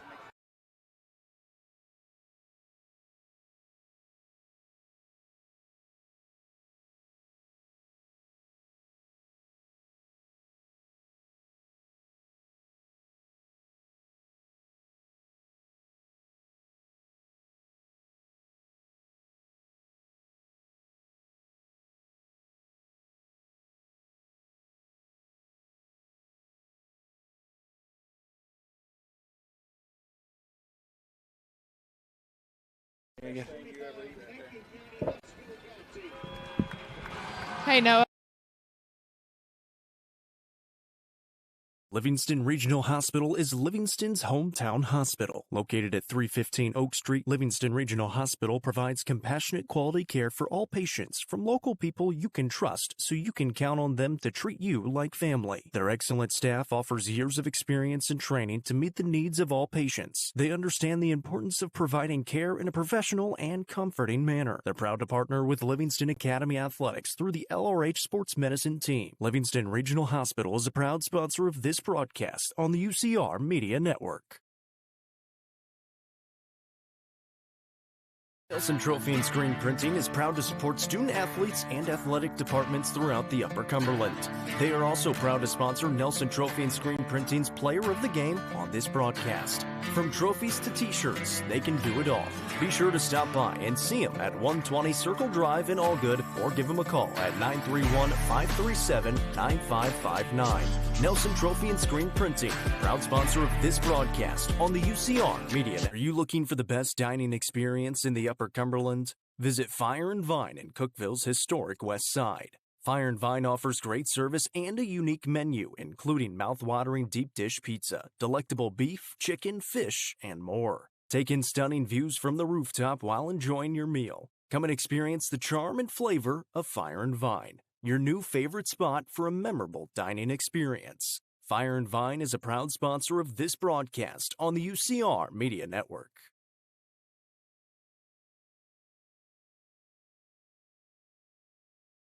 Turfmasters Landscape Management has been serving the Upper Cumberland since 1996. They offer a variety of services, including lawn maintenance, landscape design and installation, landscape lighting, irrigation systems, and more. For more information, contact Matt Wilson at 931-261-1587 today. Turfmasters Landscape Management is a proud sponsor of this broadcast on the UCR Media Network. The Real Estate Collective is a team of experienced, licensed real estate agents serving the entire Upper Cumberland region. Whether you are looking to buy or sell, the RICO team is ready to serve you. With a focus on people over profits, you can rest assured the Real Estate Collective can help make your real estate dreams a reality. Call 931-559-9500 for more information or see their current listings at letsgorico.com. The Real Estate Collective is proud to support student athletes in our area and this broadcast on the UCR Media Network. Looking for weekend lunch and dinner plans? Since 1971, Nick's Restaurant has been locally owned and operated. From mouth-watering prime rib to delectable ice cream pie, Nick's has it all. Their cozy atmosphere and great service will make you feel right at home. Plus, their banquet space is perfect for any event. Visit them at 895 South Jefferson Avenue or online at nickscookville.com. Nick's Restaurant is a proud sponsor of this broadcast on the UCR Media Network.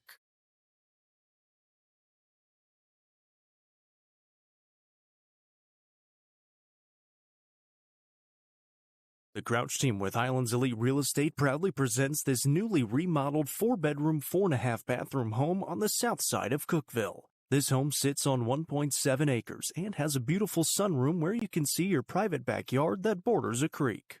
For more information, visit chadandamycrouch.com or call 931-979-1191. The Crouch team with Highlands Elite Real Estate is a proud sponsor of this broadcast on the UCR Media Network.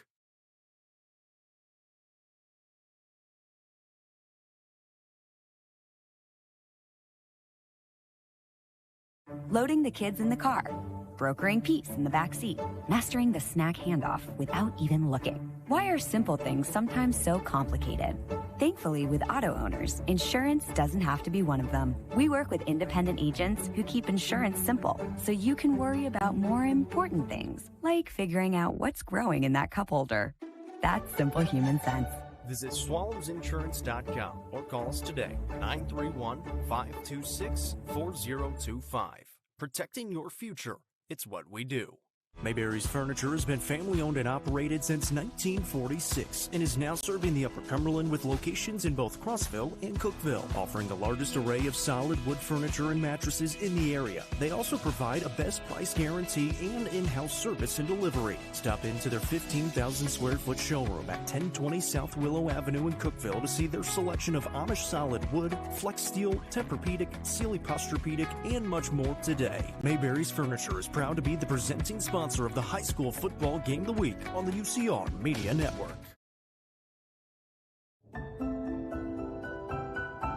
It starts with your very first bank account, grows as you earn your first paycheck, supports you as you settle into a new home, and stays with you through your golden years. Lifetime checking. One account, every chapter. Welcome back. It's time for the Clyburn Automotive and Happy Hiller Halftime Show. It's been a great one so far here at Pat Parker Memorial Field that sees, as you see on your screen, the scoreboard. Macon County leads Stone Memorial 21-14. The Panthers will receive the second half kickoff. Take a look at first half stats thanks to Steven over here who's keeping track. Well, Matthew Wheely so far, best passing game already. If the game ended right now, it'd be the best passing game of the season for Macon County. 4 for 7 for 55 yards and a touchdown through the air along of 20 yards. It's been Xavier Bentley's first half, though. 15 carries for 131 yards, including the longest play from scrimmage this year for Macon County, 71 yards on the first play from scrimmage. Brennan Flowers has 5 carries for 21 yards and 2 scores. Matthew Wheely, just 2 carries so far for him for 13 yards, and Cooper Carlisle has 1 for 3. Through the air, Bradley Crawford, 2 catches for 31 yards along of 20. Xavier Bentley, 1 catch, 14 yards, and it was a big touchdown at the end of the first half. Brennan Flowers has 1 catch for 10 yards so far today. Defensively, 7 tackles leading the way for Bradley Crawford. That paces them half a sack each for Talon Swaffer and Eli Warren, as Macon County held Stone Memorial to 14 points. But Stone's offense did some pretty good things as well. Noah Potter, he's been every bit as good as advertised so far. 11 for 13 for 142 yards and a touchdown, completing 84% of his passes. He's also run the ball 11 times for 34 yards and a score. Torrey McDowell has 2 carries for 8 yards. Caden Page, he caught the critical one late in the first half. 4 catches for 83 yards. That one was a 62-yard catch and run on 4th and 8 from back on their own end. It was a crazy call for Derek Samber, and it paid off. Hunter Haney has a couple of receptions for 34 yards. Carson McCoy has 2 catches for 22 yards.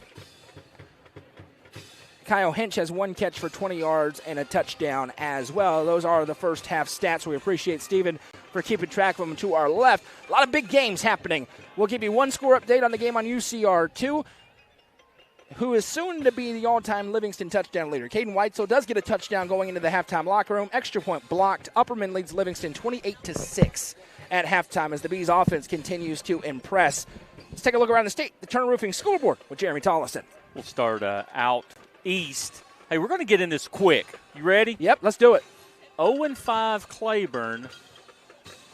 Bad news for your favorite team. Chucky Doak, man, we got to get it together. They were 3-3. It's not over yet, but it's 13-7. Chucky Doak is losing to an 0-5 Claiborne team. And, Noah, you've hitched your wagon to Chucky Doak, and it's not working out very well. He's having a rough year, ain't he? I'm telling you, Noah, and listen, I have never been guest picker, and they let me pick this week, and Noah and I disagreed on 2 games. So if I happen to win, I retire. I'm never doing it again, and I retire, have beating you every single time we've ever done it. Do you get a steak dinner out of it if you win? No, I don't know if I get anything. I was told that Ray Charles could pick better than me last week. So somebody in our comment section said Ray Charles could pick games better than me. So you're proving them right because you're as close to Ray Charles as it can get, actually. You know what we have in common? No hair?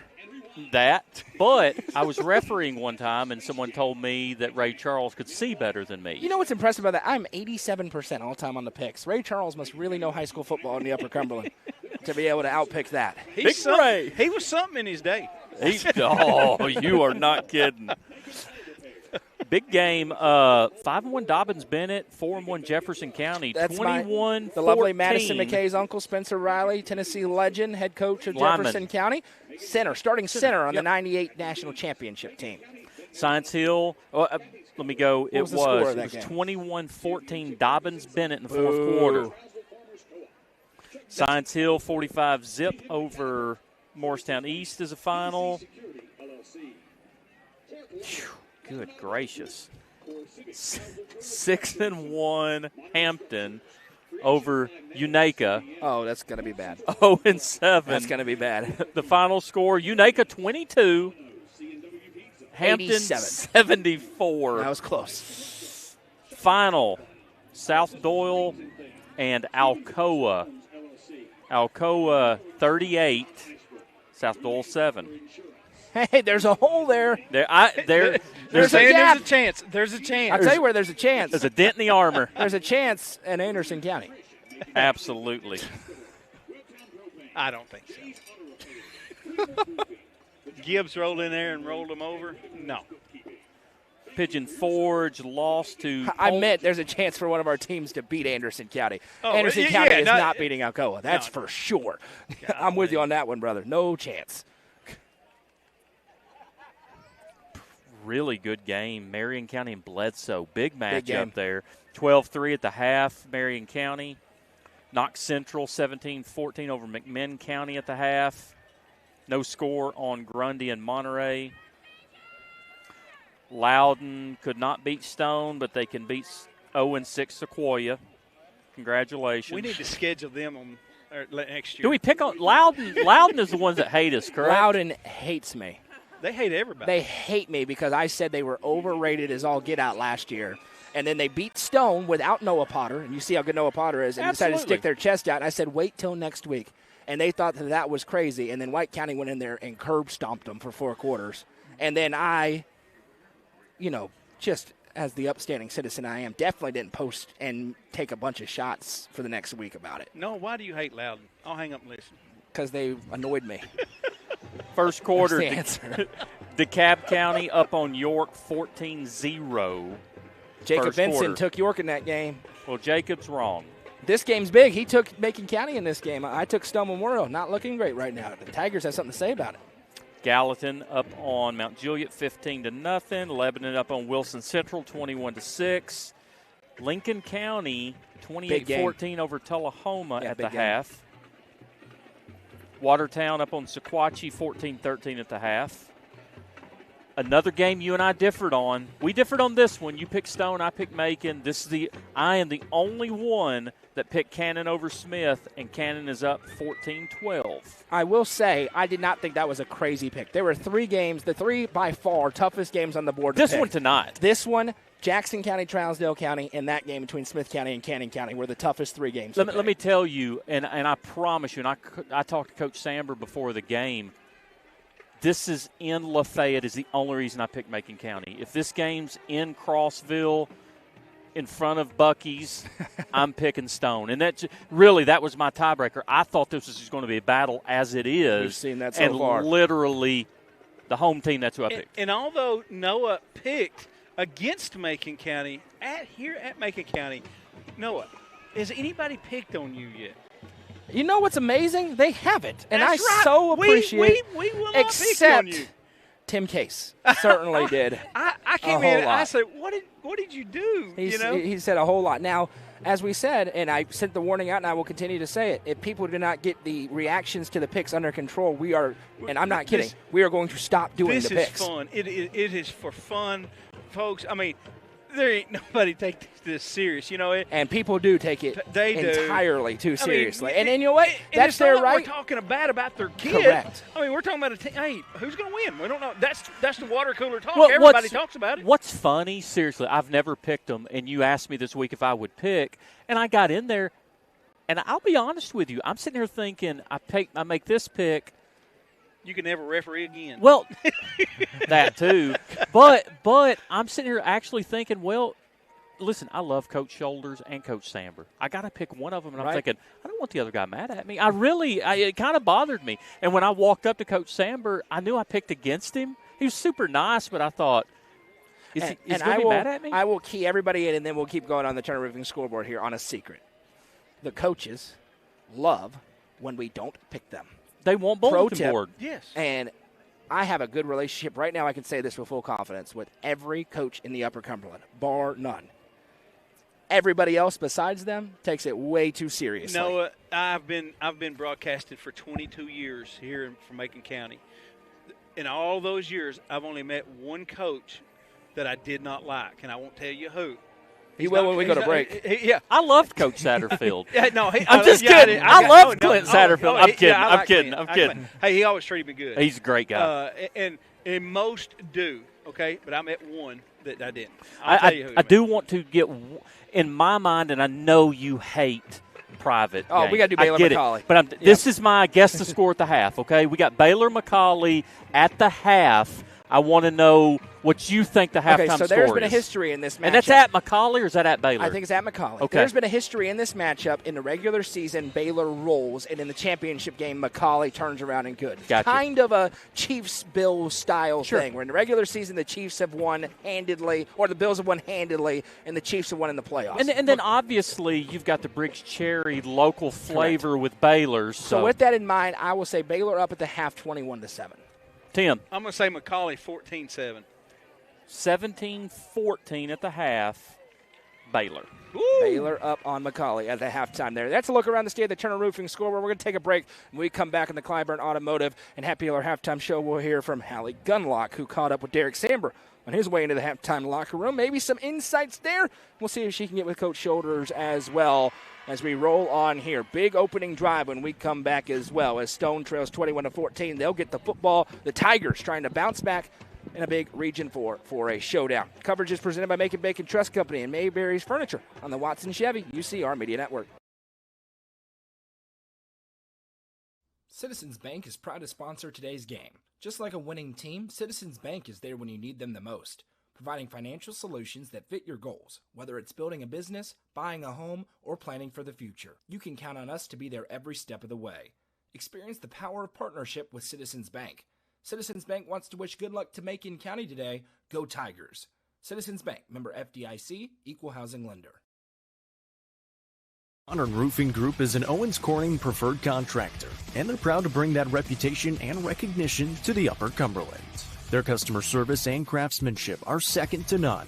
Get comfort that your roof will stand up to the storms by calling 931-400-8788 and get an estimate on a new roof today. That's 931-400-8788. 100% financing is available. Modern Roofing Group is proud to stand behind their work with a 10-year workmanship guarantee.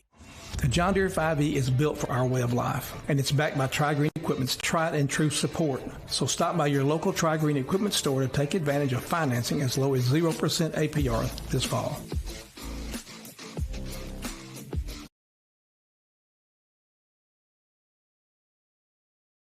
Mowing, cleaning, hauling, whatever is on your to-do list, Tri-Green has a John Deere tractor built to handle it all with ease. Whether you're tending the land or tackling weekend projects, this is a season to get things done. Visit us online at trigreen.com to see how affordable a John Deere tractor can be. Watson Chevrolet is proud to present the area's best selection of new and pre-owned cars, trucks, and SUVs. Watson Chevy's staff of experts are ready to get you into your next vehicle with unmatched service and knowledge. Stop in at 2350 Cookeville Highway and get your vehicle serviced by their highly trained professionals. Right now, you can save money on oil changes, regular maintenance, and battery installation. And remember, don't buy till you see Jason Fye. Watson Chevy is proud to be the presenting sponsor of the UCR Media Network. Are you looking for your next home? This home has plenty of room in this open split bedroom plan featuring 1,560 square feet with 3 bedrooms and 2 bathrooms on a 0.92 acre lot. All appliances, water heater, and HVAC are new. Convenient to Center Hill Lake, Cookeville Boat Dock, and Austin Bottom. This house is in the Baxter Upperman School District. Your path to ownership is just a phone call away. Call Sonia Brown with American Way Real Estate at 931-979-7145 or 931-526-9581.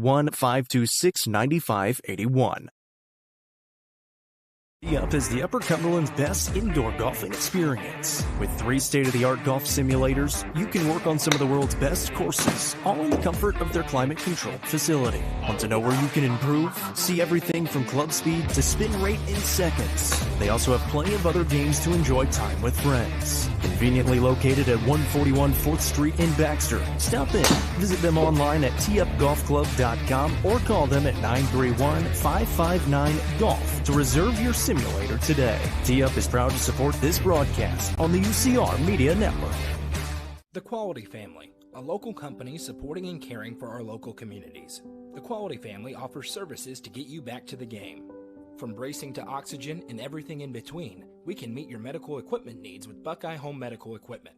If you have an in-home need for strength and conditioning, for example after a surgery or injury, Quality Home Health is available to provide individualized care while you are on the mend. For those with end-of-life diseases, Quality Hospice is available to provide nurturing care during those difficult times. Choose the Quality family of services for care within your community. Visit thequalityfamily.com to navigate all we have to offer you.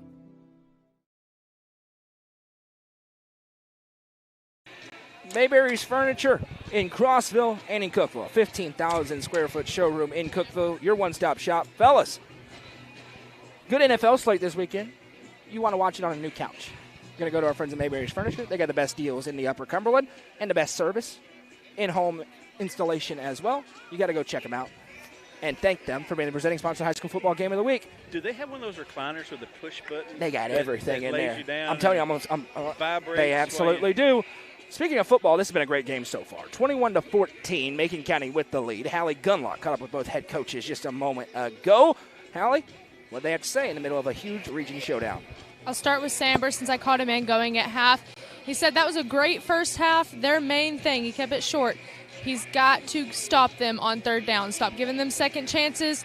Most of their points right now are off of second chances. So he said they got to get them down and get the ball turned over and get going on offense. Over to Shoulders, he said he likes what's going on right now. Big momentum scores. He said it's been very back and forth tonight. They want to stop that, get going both offense and defense, and just shut it down. Back to you guys. Thanks, Hallie, as we gear up for second half. Pivotal moments here, and by the way, you can never just lay up that it's Stone Memorial football. Eli Gammon on is the absolute weapon in the kicking game. Will they try anything tricky there to try and steal a possession in a game which neither team has had a 2-score lead?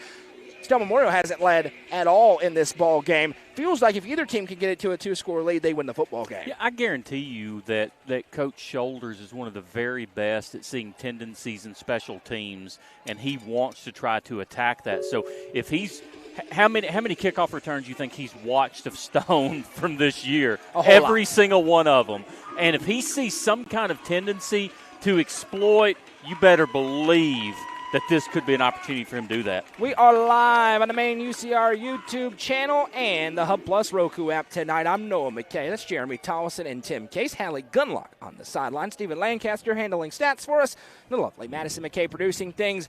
And the lovely, fantastic, talented, whatever word you want to describe, Michael Lindsay. Goose on the sideline as well. Coverage coming to And you know what the best thing you're going to be able to call him soon is Dad. It's indeed. 7 months pregnant, Maddie. Love it. Coming soon. She's shooting a wedding tomorrow.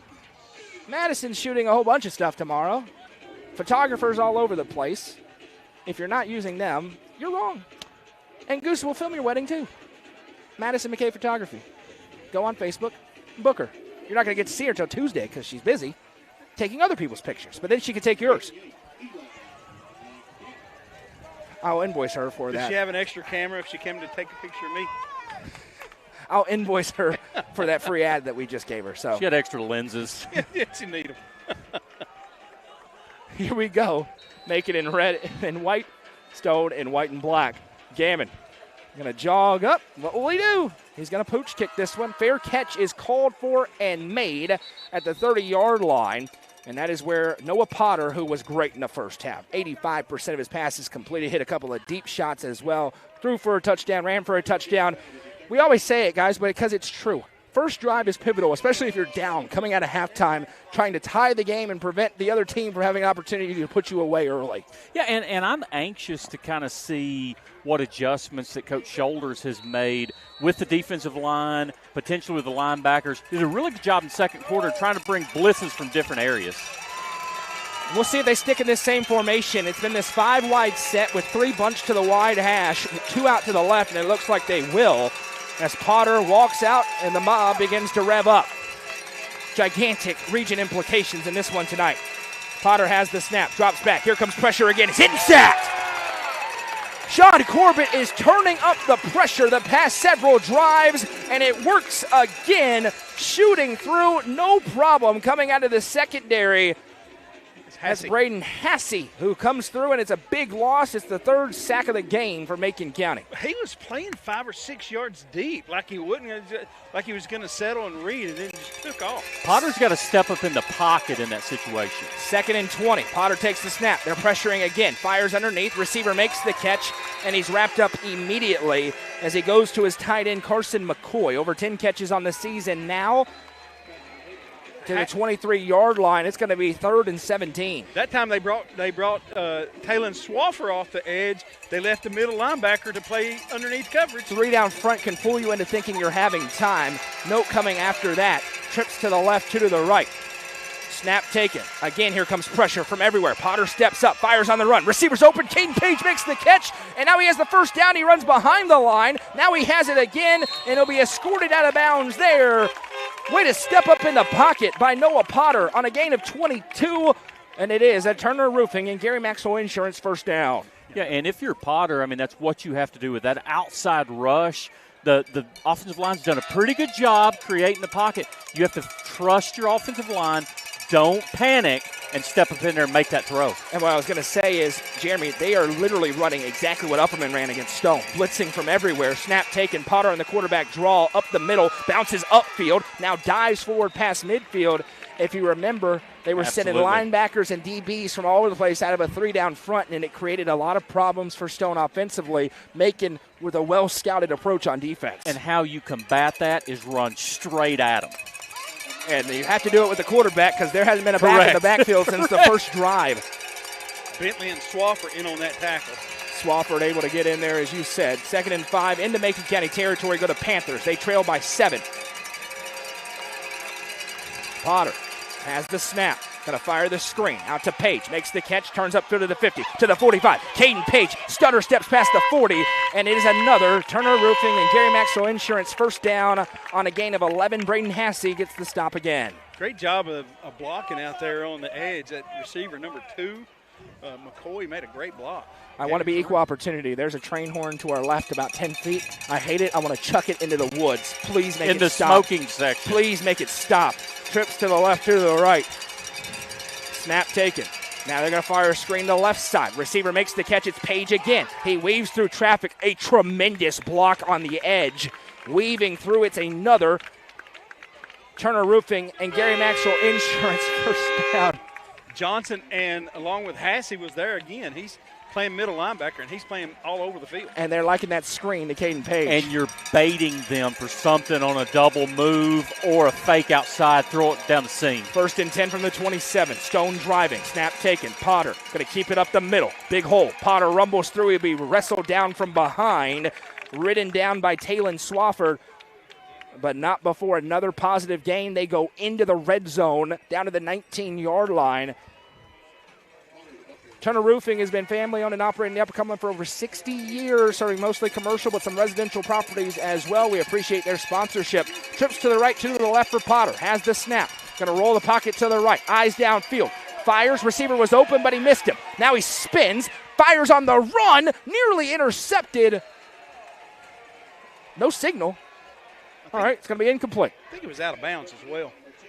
And he had Haney wide open, but the pressure forced him to spin out, and it'll lead to a 3rd and 3. Yeah, and Potter, when he goes back and watches the film, he wants to hit that wide open, but he also had a running lane there as well. He could have picked up 8 or 10 yards just tucking the football and running. Big play here on 3rd and 3 with 8:47 to go in this third quarter.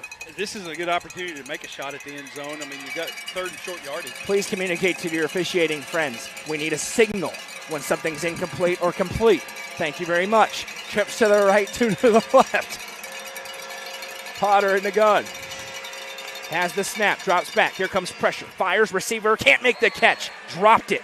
Right to Carson McCoy. Would have been a first down instead. It's 4th and 2. Stone tonight. 1 for 2 on 4th down conversions. This is not a question. They're going. That one was fun, though, wasn't it? It was insane. Listen, he just tried to run with the ball before he put it away. And he had the linebacker bearing down on him, tried to turn upfield, and the ball popped out. A lot of times what you want to do is just take your catch, go to the ground, get your first down, just 100%. And Stone may be concerned about their signs being picked up on. They've gone away from that, and now Potter coming over to the sideline on most plays to get the play from Derek Samber. So a little change there from their standard tempo here on the road as everybody's looking right at him out of that coach's box. Play clock at 4. Trips to the right, Potter. There was early movement as Macon shifted. It's the old Georgia defense move, and the right guard jumped early for Stone Memorial. That's a huge penalty. It'll make it a 4th and 7 as opposed to a 4th and 2. Do you attempt a field goal? No, they're going to go. And Hunter Haney's going to be the one who brings the play call in. And by the way, a little note, if your coaches in the box pick up on the signs, that is completely legal. Of course. You can do that 100 out of 100 times. That don't happen. No way. Yeah. It doesn't happen much because most teams don't use signs like right. Stone Memorial does. Here we go, 4th and 7. That's a big pre-snap penalty. The 4th penalty of the game on Stone offensively in big spots. Same 5-wide set. And now we have more early movement as they shift again up front. Derek Samber's not going to be happy about it, but back-to-back penalties makes it 4th and 12. 2 false starts, this time on the left side of the line. Certainly not saying they are, but I have seen defenses a lot of times that will do something verbal when they make that shift as well, causing the offense to jump. Not saying they are, but sometimes some things like that happen. With the umpire behind the offense, it's hard for them to hear that. It's a 4th and 2 into a 4th and 12. Potter has the snap. Here comes pressure up the middle. Fires. Receiver makes the catch. Now it's a race. He slides down. Did he get it? Yeah, I think he did. He did. Carson McCoy with the redemption catch. He slides. Wait on an official signal. From the other side. Mr. Pope on the other side has it. It is a Turner Roofing. They may look at it. Yeah, they have not officially said it. We're looking at the white hat official, so they're going to measure this. He was not trying to slide. His feet slipped out from under him as he tried to turn the corner. I will tell you, just a good rule of thumb as an official in a crucial situation, just show everybody. Even if you think it's a yard short or a yard of first down, show everybody so there's no question. You're 1 for 1 today. Is this a first down or not? Yes. I think it's a first down as well. So does Tim. I believe. Ooh, this is not a yard.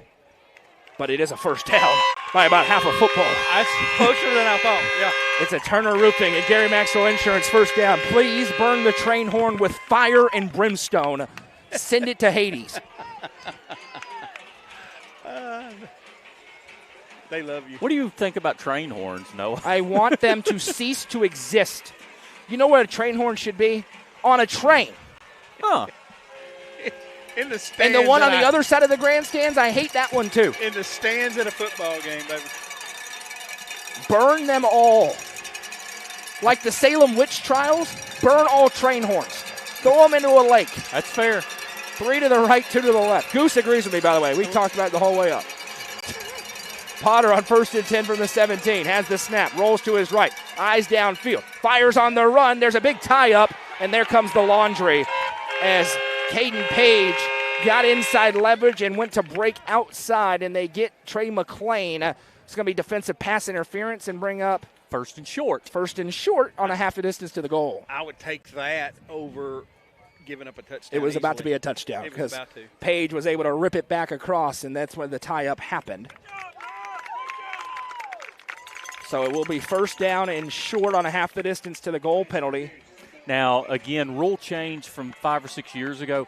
I personally still think that a defensive pass interference should be an automatic first down. That's just my opinion.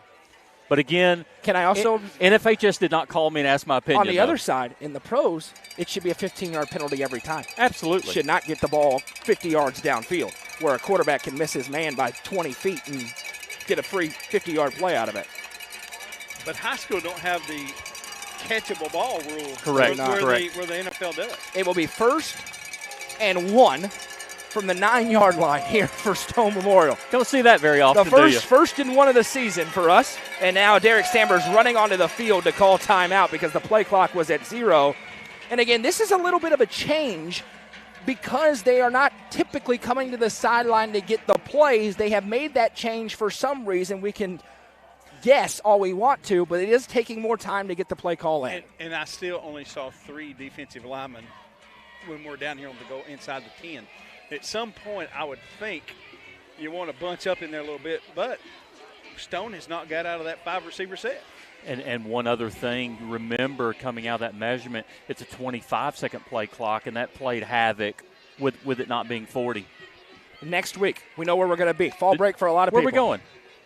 We're going to stick with the Panthers. Into Crossville, another Region 4 4A showdown. Livingston Academy. First game of the week for Livingston since 2020 as they travel to Crossville to take on the Stone Memorial Panthers. Just 2 broadcast games for us next week. Hey, you know what's funny is depending on the outcome of this game, it's probably a playoff game Could be or an not. elimination game. An elimination game for the playoffs. We'll see. This game, though. And I get to go to Buc-ee's. This game's certainly not over.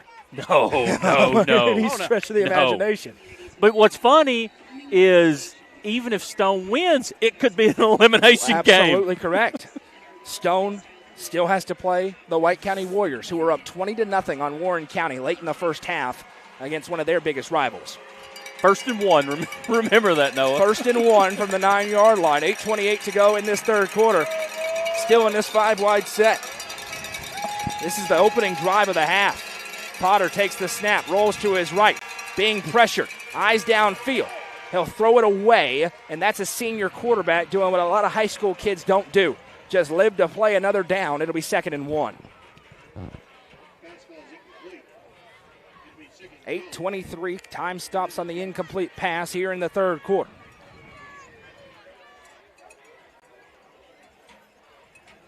Score update. Jude Fitzpatrick forces a Caden Weitzel fumble. First play from scrimmage for Upperman, Carmine Phillips. 40 yards to the house, 35-6. The Bees lead. And remember, Livingston in White County was a 1-point game as we gauge the strength of teams in Region 4 4A. Upperman also beat this team, Stone Memorial, 40-7 earlier in the year. Now, new set. Back into the backfield for the first time in a long time, and the handoff works. Up the middle, around the left guard, into the end zone. Touchdown, Stone Memorial. Lincoln Eldridge, his first touch tonight, leads to the score. And let's remember, in a game like this, extra points. The things that you almost consider automatic, they have to be. A critical drive out of halftime for the Stone Memorial Panthers as they cut it to a 1-point game, extra point pending. And there's the train horn. You're about to go into a convulsion. You can tell. I can't. Snap, set, Kick is good. 8:18 to go in the third quarter. All tied up at 21. First drive of the half for the Tigers. When we come back, coverage presented by Mayberry's Furniture on the Watson Chevy, UCR Media Network. Are you looking for your next home? This home has plenty of room in this open split bedroom plan featuring 1,560 square feet with 3 bedrooms and 2 bathrooms on a 0.92 acre lot. All appliances, water heater, and HVAC are new. Convenient to Center Hill Lake, Cookeville Boat Dock, and Austin Bottom. This house is in the Baxter Upperman School District. Your path to ownership is just a phone call away. Call Sonia Brown with American Way Real Estate at 931-979-7145 or 931-526-9581.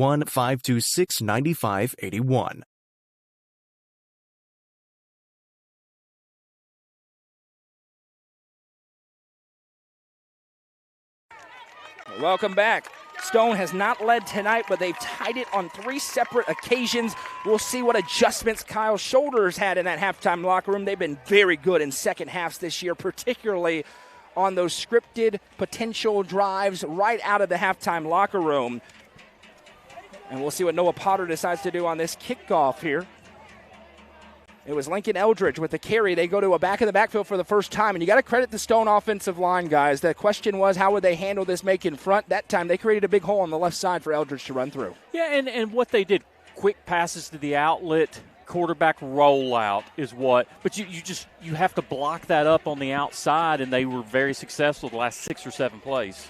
The high school football game of the week for a reason. It's lived up to it so far. And you're 8:18 away from eating your popcorn. Unless you have a train horn. Then you get no popcorn. You get no popcorn. No popcorn for you. Potter puts the right boot into it. This one a spinning kick, going to be fielded cleanly on the 18-yard line. Blockers line up, and a nice return, weaving through traffic with not a ton of room to operate as Trey McClain wiggles through to about the 35. Here comes Matthew Wheely. Best half of football for him, quarterbacking both run and pass in that first half. They'll need more of that here in a tie ball game, Tim. Yeah, I believe that was Cam Miller. He had a kickoff return earlier in the year. Number 8. Could have been. Number 8 or number 2. They look the same. They do. They look exactly the same. 2 receivers out to the right. Bentley going to be in the backfield with Wheely in the gun.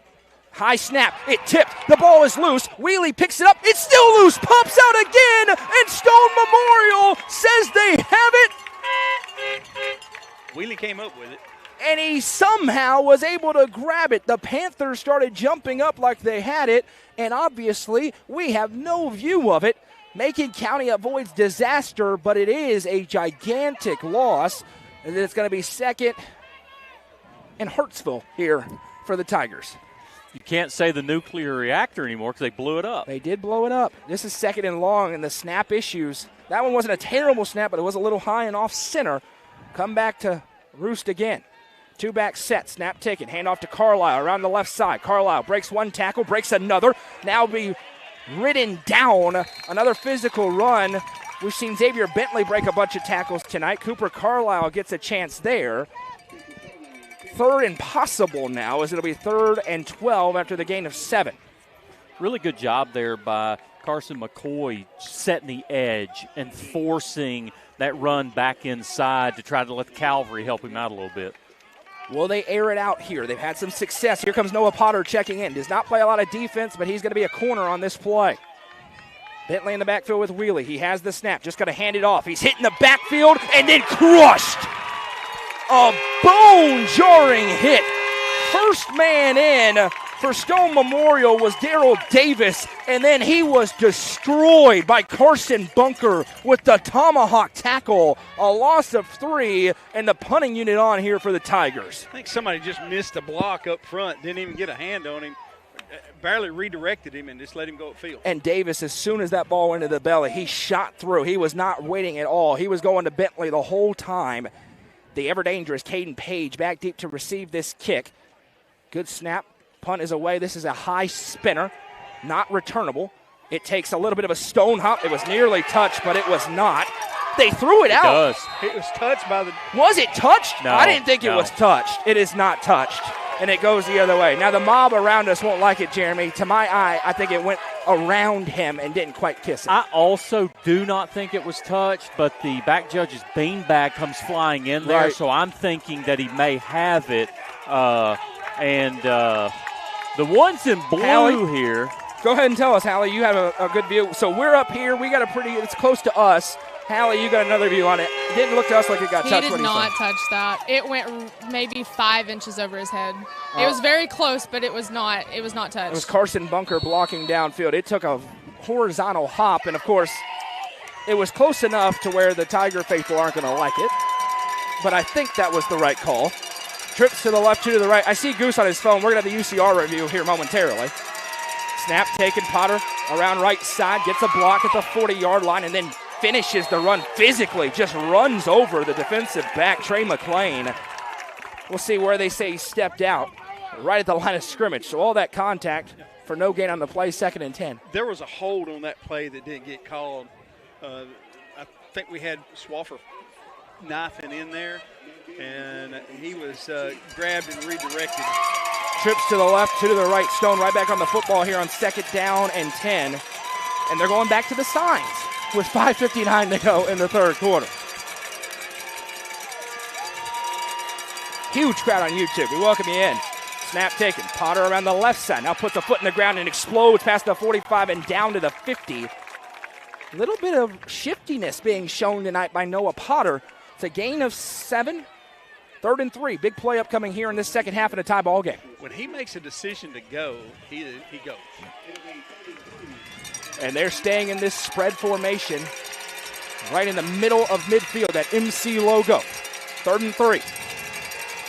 Potter takes the snap, drops back. Here comes pressure. He's hitting the backfield, gets away. Potter still on his feet, fires on the run. A little tie up, all good. Clean play, 4th and 3. You went for it on 4th and 8. Surely you're going to go for it on 4th and 3. Yeah, Coach Sandberg doesn't like it, but I think that is a great keep your flag in your pocket play right there. So we made the Macon fans a little upset a minute ago. We'll make the Stone fans mad too. No chance that's defensive pass interference. No, it can't, because at the end of the day, you forget, the defender has as much right to the ball as the offensive guy. So who interfered with who? Right. It was just – there was never a moment. I would rather see that not called either way than called. You don't want to set that standard that's going to be a defensive pass interference. It'll be a long game. Here we go, 5:22. Pivotal moment in this tied-up Region 4 4A showdown. Look for Haase to blanket Potter here. Potter going to fire the screen to Page. He's hit immediately and dropped. Trey McClain read it the whole way. And for the second time at midfield, they run the screen. And for the second time at midfield, it's a turnover on downs. I really felt like Potter was going to keep the ball there.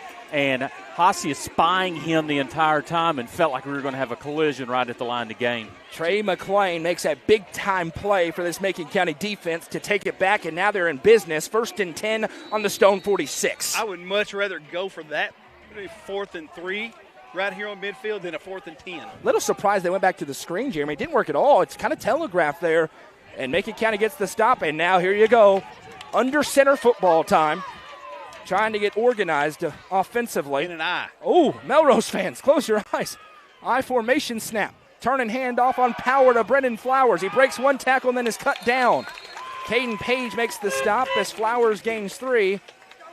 Again, that's not guaranteed to go 40 every time if you've watched some tape. Tim, tell me a little bit about Sanchez here. He just looks like a football player. I love that lead block. He's got the club on his hand. He's a big guy, around 240 pounds.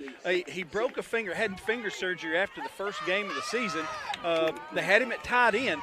Guy can play. I mean, he can play both sides of the ball. Staying in the I formation. Wheelie under center, takes the snap, turns and hands right side to Flowers. He breaks a tackle. This one's coming back. A hold, and now bodies hitting the floor everywhere, and this is going to be a big penalty right in the area of offensive holding. By the way, it's kind of a moot point now, but Goose has a close-up video. The punt did not touch the Stone player as it went out of bounds.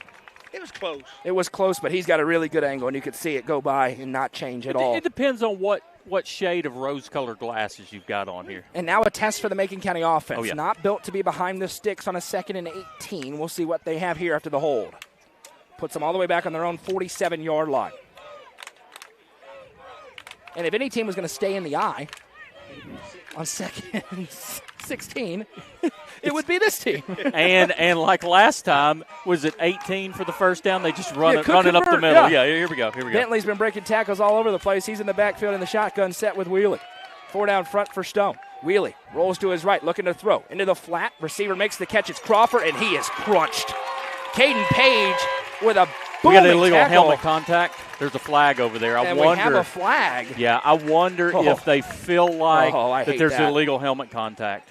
Because it came out right at the time. And, again, I have no idea. Man. We're so far away from it. That's a big penalty. Wow. But it came out pretty quickly, so he was really sure of what he had. And we'll see what they call here. And you're right. It came right on that hit. Ooh, they do get helmet-to-helmet hit against Stone Memorial, and this is going to be a first down for Macon County. I like high school. They don't have an ejection for that. Well, here's the thing. You can. If they do it maliciously. Yeah. But I agree with you. And again, as a defender, you're tackling the runner that's jumping or ducking or something in college. Man, I hate that targeting penalty. We have had the same official throw about 90% of the flags in this game. And it's getting a little old. In the gun is Wheelie. He takes the snap, going to give to Bentley. Breaks a tackle. Bentley is crunched down again to the 4-yard line, or for a 4-yard gain, I should say.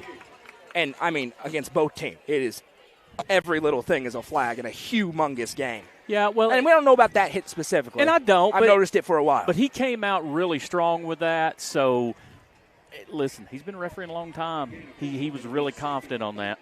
Well, we may have to agree to disagree. That's fine, but nobody paid to see stripes tonight, and we've had a lot of stripes tonight. 21-21 with 3:50 to go with two really good football teams. Let's let them go. Under center, Wheelie. Turns, takes the snap, hands off on a little trap play right to Brennan Flowers, and Stone is not fooled at all.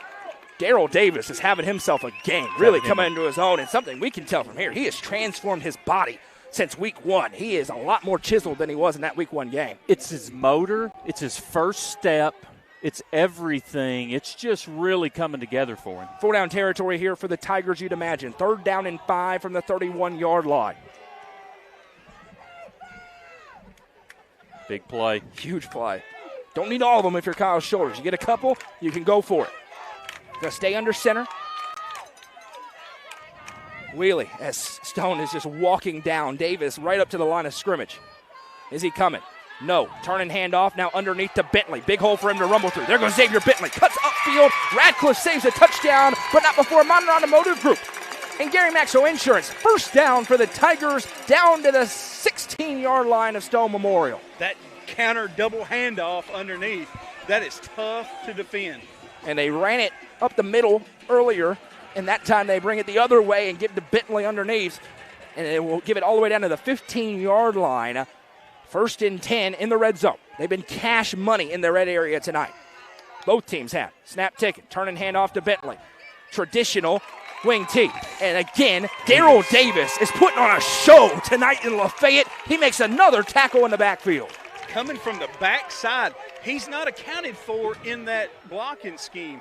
He's coming through unblocked. He is playing with his hair on fire. He's getting there. He's getting through the wash and getting to the plate.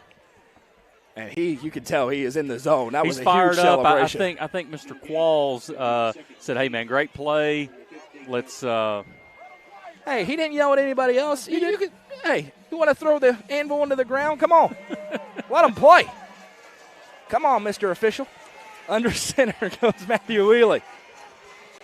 Takes the snap. Going to turn and hand off to Flowers. He's hitting the backfield and cut down. Stone Memorial has been up to the task up front for a lot of this game. That time it's Carson Bunker who makes the tackle. And there was big questions, guys, and Bentley has broken a couple about Stone's ability to hang up front with these physical teams. They're hanging up front right now. Very good. And I was about to say that is, unfortunately against Upperman, they didn't have as much luck. But every other game, that's just kind of been their nemesis for the last couple of years. But this Stone offense and defensive line, they're just different this year, and we're here for it. Speaking of, score update, Bronston Chaffin breaks 5 tackles on a rushing touchdown, 42-6 on the Turner Roofing scoreboard, Upperman over Livingston. Under center here, Snap taken. Wheelie going to pitch it outside to Bentley. In space. Blockers in front. Bentley cuts upfield. He's hit. Breaks another tackle. Bentley still on his feet. Dives into the end zone. Touchdown, Macon County. Xavier Bentley again. Pinballs through and stretches it across for the Macon-Trousdale co-op score. It is hard to defend second effort, and he gave second, third, and fourth effort on that play. And he's done that on many runs tonight. That is hard to defend, guys. He has broken a lot of tackles in this game tonight. He gets in again there, and now Gammon on for what is a big extra point in a 27-21 game.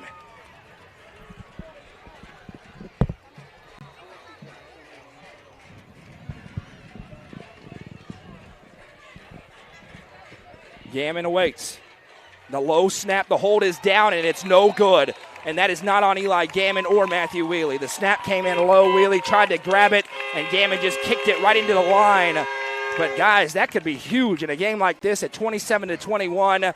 One of the Panthers cramping a little bit. He's back onto his feet. First missed extra point for Gammon this season. Carson McCoy was the Panther who's cramping, but he's back up.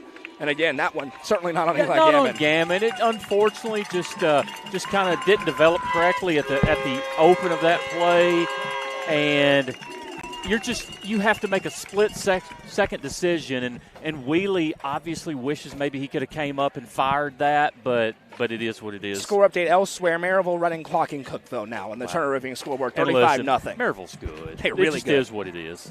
Their only loss is by a score in overtime to Alcoa. And let's give Cookeville has come alive a little bit. That we see some fight out of Cookeville the last couple of weeks. It's just unfortunate that when you start to get a little momentum that you run into these Rebels. That extra point could be massive depending on how this game goes. For a Stone team that has not led tonight, but a big answer drive. They go behind the sticks. The big helmet-to-helmet call moves the chains, and they cash in. On that drive, it was 8 plays, 46 yards, and 4 minutes and 26 seconds for the Tigers. A big answer for them as Xavier Bentley gets into the end zone. He's going to approach 200 yards at the pace he is on tonight. And this Xavier Bentley, we thought would have to have a big game tonight for the Tigers to win this. We hope you'll join us later on tonight for the Friday Night End Zone Show presented by Rico. Jacob and myself talk about every game in the Upper Cumberland tonight. Of course, this one as well. And I'll go ahead and say, because these coaches are great, whoever wins this game, the winning coach will join us on the End Zone Show tonight. What will Eli Gammon do here? Jogs up, and he's going to boom this one fairly deep. Going to be fielded cleanly, and it is returnable from the 17-yard line. Cutting upfield, down the sideline, accelerating through tackles. There goes Kyle Hinch, still on his feet at the midfield mark, and then spins down. Where will they say he stepped out? They're still going. It's all the way down to the 50-yard line. Make it the 47. 1st and 10 for the Panthers with great field position. I mean, they've kicked it to him almost every time in the same result. That's the third time he has found at least 25 yards of success. And Stone has matched Macon County in the special teams game so far tonight. Typically a huge advantage. It's part of why this game is such a dogfight. There hasn't been a field-flipping play for either team, really, in the special teams department. And it seems like, and because of that, neither team has had to start in their own 20 or 15. It seems like the ball's been at midfield for 80% of the game. And now, looks like we may be a little bit of a tighter set. A.J. Vandiver, for the first time, the speedy sophomore returning from injury, is in the backfield. They've kept him fresh, and they're going to give it to him. Around the left side, Vandiver breaks a tackle, past midfield, still on his feet past the 45. They love A.J. Vandiver. Had an illustrious career in middle school in Cumberland County. A ton of speed, got a little banged up. They wanted to be careful. They get him back tonight, and he's totally fresh here late in this game. It's going to be 2nd down and 3 after a gain of 7 down to the Macon 46. Potter back on the ball. Has the snap. Same play. Vandiver around the left side. Passes the 45 and down. A.J. Vandiver moves the chains. It's a Turner Roofing and Gary Maxwell Insurance 1st down. That is a real nice weapon to sit on your bench in the first half and bring him out, like you said, just completely fresh. And there is no doubt that was intentional by Derek Samber. They wanted to have a fresh back to check in late in this game. And the middle linebacker, Braden Hassey, gets all the way to the sideline to make another tackle. Hassey has worked sideline to sideline, either spying Potter or having to make a tackle all night long. Thanks to Jeremy in the comments section, he lets us know that DeKalb County leads York 28-7 in the third quarter. The guy's got a great name. Snap taken. Handoff again to Vandiver. Third straight time they've run this play. This time Macon says not so fast. Gets pulled down a little bit awkwardly. The Stone fans want a penalty. They're not going to get it. Maybe got a gain of 1. Could that be a hit of the half candidate for Swaffer right there? And we missed it at halftime because we got so busy in the Happy Healer halftime show, but you're exactly right. You had a pick in the first half for the Macon hit of the half presented by Johnson & Stone Insurance. Braxton Crawford. Bradley Crawford. We'll get it right. Bradley Crawford. Not his brother. Braxton was a pretty good hitter himself. 13 seconds to go. One receiver each way. Snap taken. Play fake. Now Potter around the right side. Accelerates to the edge. Potter on his feet at the 40, to the 35, and deposited out of bounds. They'll signal to stop the clock with 1.7 seconds as it went out of bounds. And now they will run the clock out. And guess who made that tackle again? Braden Hassey. Braden Hassey makes the tackle. Ladies and gentlemen, get your popcorn ready. At the end of 3.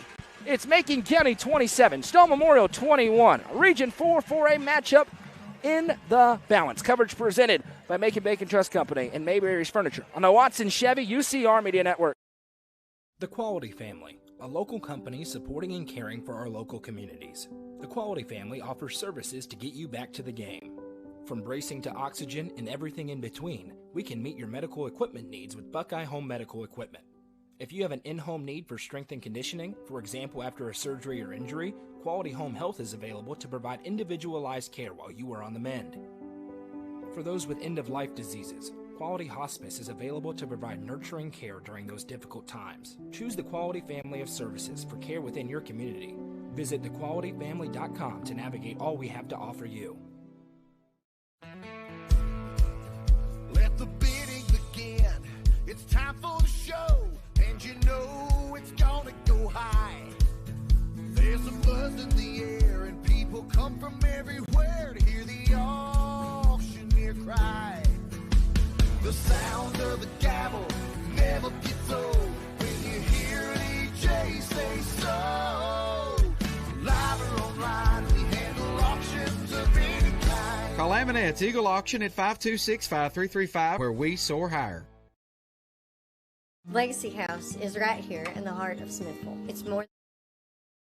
They look more than 10 Welcome yards. back as we head into the fourth and final quarter. 27-21 our score. Macon County leads Stone, but the Panthers with a 3rd down and 2 upcoming here from the 32-yard line. And we have an issue as that play went into the chains, and they got to retape the chains with athletic tape right now on the sideline. Our chain gang is probably the most experienced chain gang in Upper Cumberland. Eddie, you got Eddie Mintz holding the down marker. Well, not much he could do with that one. He had to get some tape out for it. We'll see how long it lasts as Potter comes over to get the play call. Only 25 seconds on the play clock, though. They're going to have to go quick because they run it. We'll see if Derek Samber realizes it. Got to go. They got in trouble with this earlier. And he used one of his timeouts already. To 17 seconds. They're going to run out of time unless they go very quickly here in a big 3rd and 2. It's down to 10 as Potter gets in, and there is a sense of urgency. Vandiver going to be in the backfield with him. Down to 5. Potter with 2, has the snap, gives to Vandiver. Vandiver behind right guard, explodes through the hole, and there he goes. It's enough for Turner Roofing and Gary Maxwell Insurance first down. We're in the Nelson Trophy and Screen Printing broadcast perch tonight. I'm Noah McKay, Jeremy Tollison, Tim Chase, Hallie Gunlock on the sidelines. So you got Macon County throwing the ball and Stone running it. Just like you all thought. This is exactly what we thought, right? 6-point game. Missed extra point looms large right now. One receiver each way. Snap taken. Play fake. Potter around left side with blockers in front. Now he cuts upfield. Runs into his own man, and it's a touchdown-saving tackle by the offensive lineman as Cooper Disney got tied up with Noah Potter, who had a huge hole if he could have gotten through him. It's a gain of a couple. But you got to give Taylor Swaffer some credit for stacking him up right there, too. Potter had a lane, and he sensed the hole and cut up, and Disney was right there trying to finish off his block. And again, Stone going more to the slower pace, come over to get the play call in. But you've already got 3 linemen on the ball. And some leadership being shown as the other linemen are giving the play call to him. Page to the left, Haney to the right. Potter takes the snap, gives to Vandenberg. No, he pulls it, and he missed his man. On the RPO, looking for Caden Page. Haven't seen a ton of the true RPO game for Stone tonight. It'll be 3rd down and 9. Last time Stone was in this type of position, they tried to attack across the middle, so let's watch something quick on a slant. Torrey McDowell back in at the running back spot. 10:56 to go in the ball game, 27-21. Stone 0-1 in Region 4 4A, Macon 1-1. 2 losses this early would not be good. Potter all alone has the snap. Here comes everybody. And there's a whistle.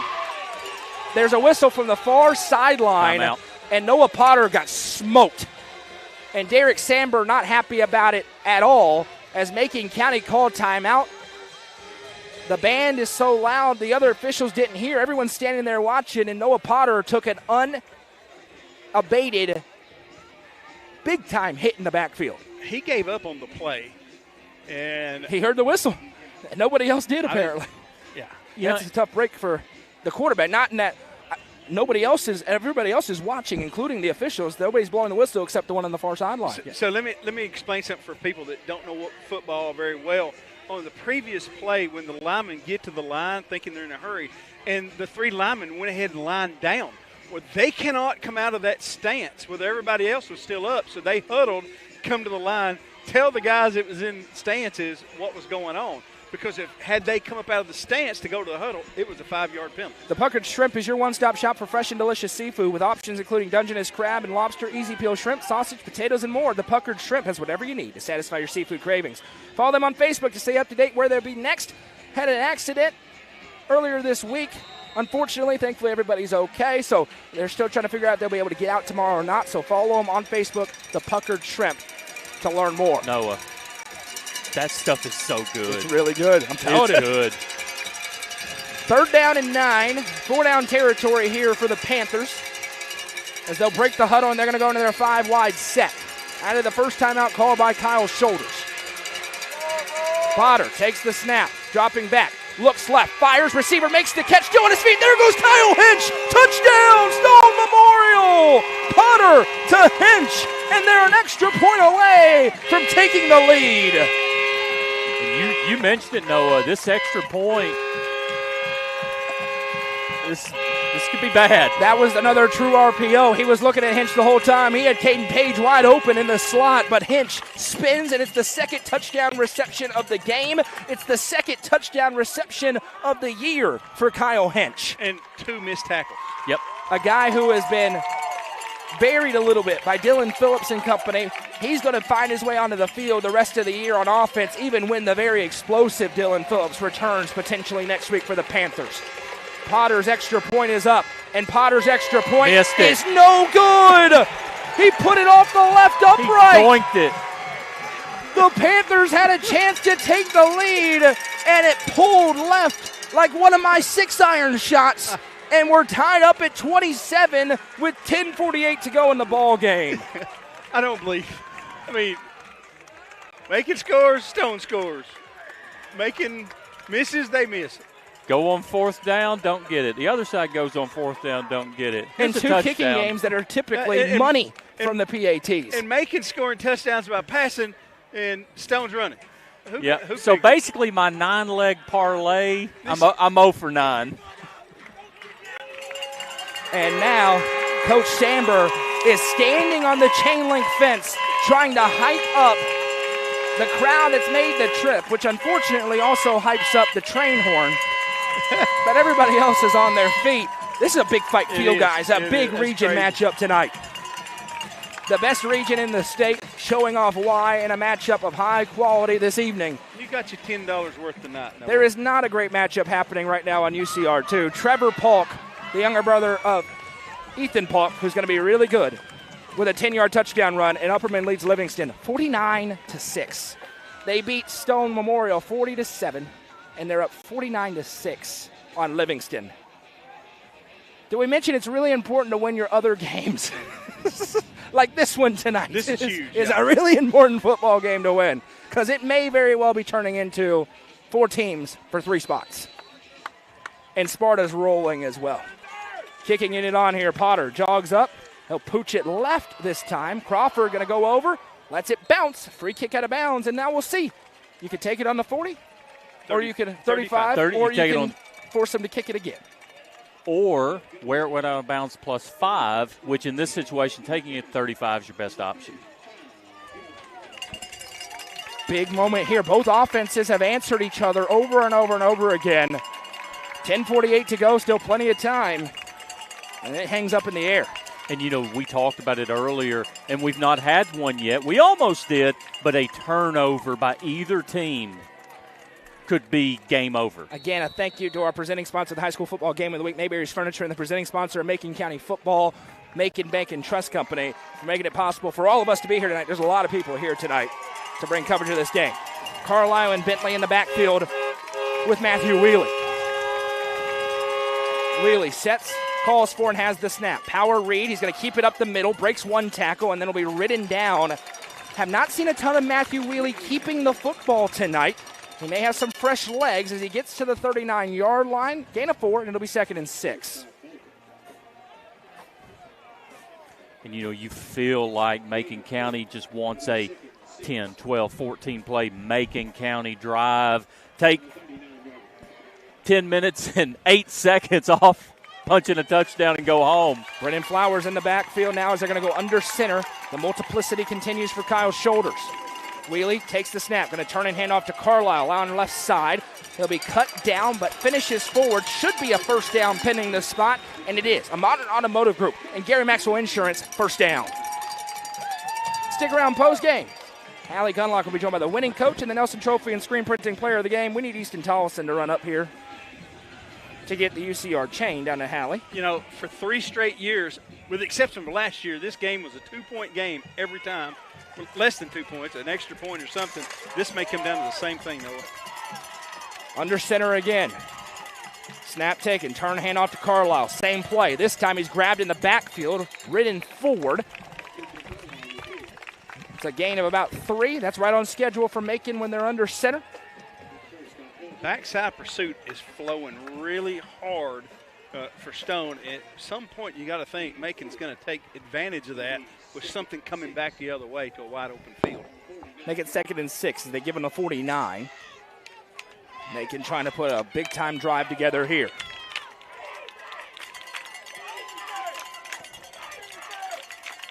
Snap taken. Going to turn and hand off. Carlisle around the right side. Big hole ball pops out. It's free. Carlisle has it for a moment. It's still loose. Now the Panthers fall on it. Stone Memorial takes the football back. Carlisle got hit right on the side of the football. It popped out. Once it's free, it's a free-for-all. And Stone Memorial gets it back with a chance to take the lead with 9:03 to play. Now, even though that play resulted in a turnover,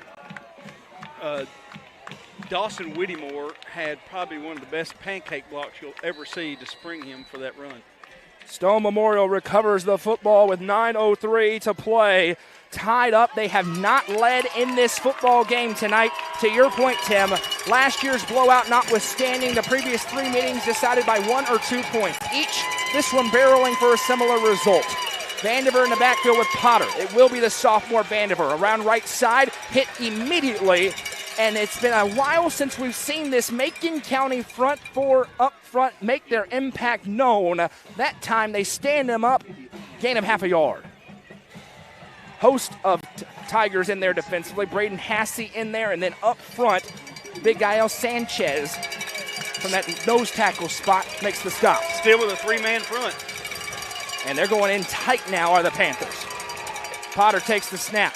Going to give it on left side to Vandiver. He's chosen to cut upfield to the 40. Vandiver at the 45, hit hard, spun around, and they'll give him forward progress just past the 45-yard line. And a pivotal set 3rd down and 5 here as we near 8 minutes to play. We wonder when a big turnover would happen. Was that the turnover, or can this Tigers defense bow up in a big spot? Score updates on the Turner Roofing scoreboard. DeKalb County leads York middle of the 4th quarter, 28-7.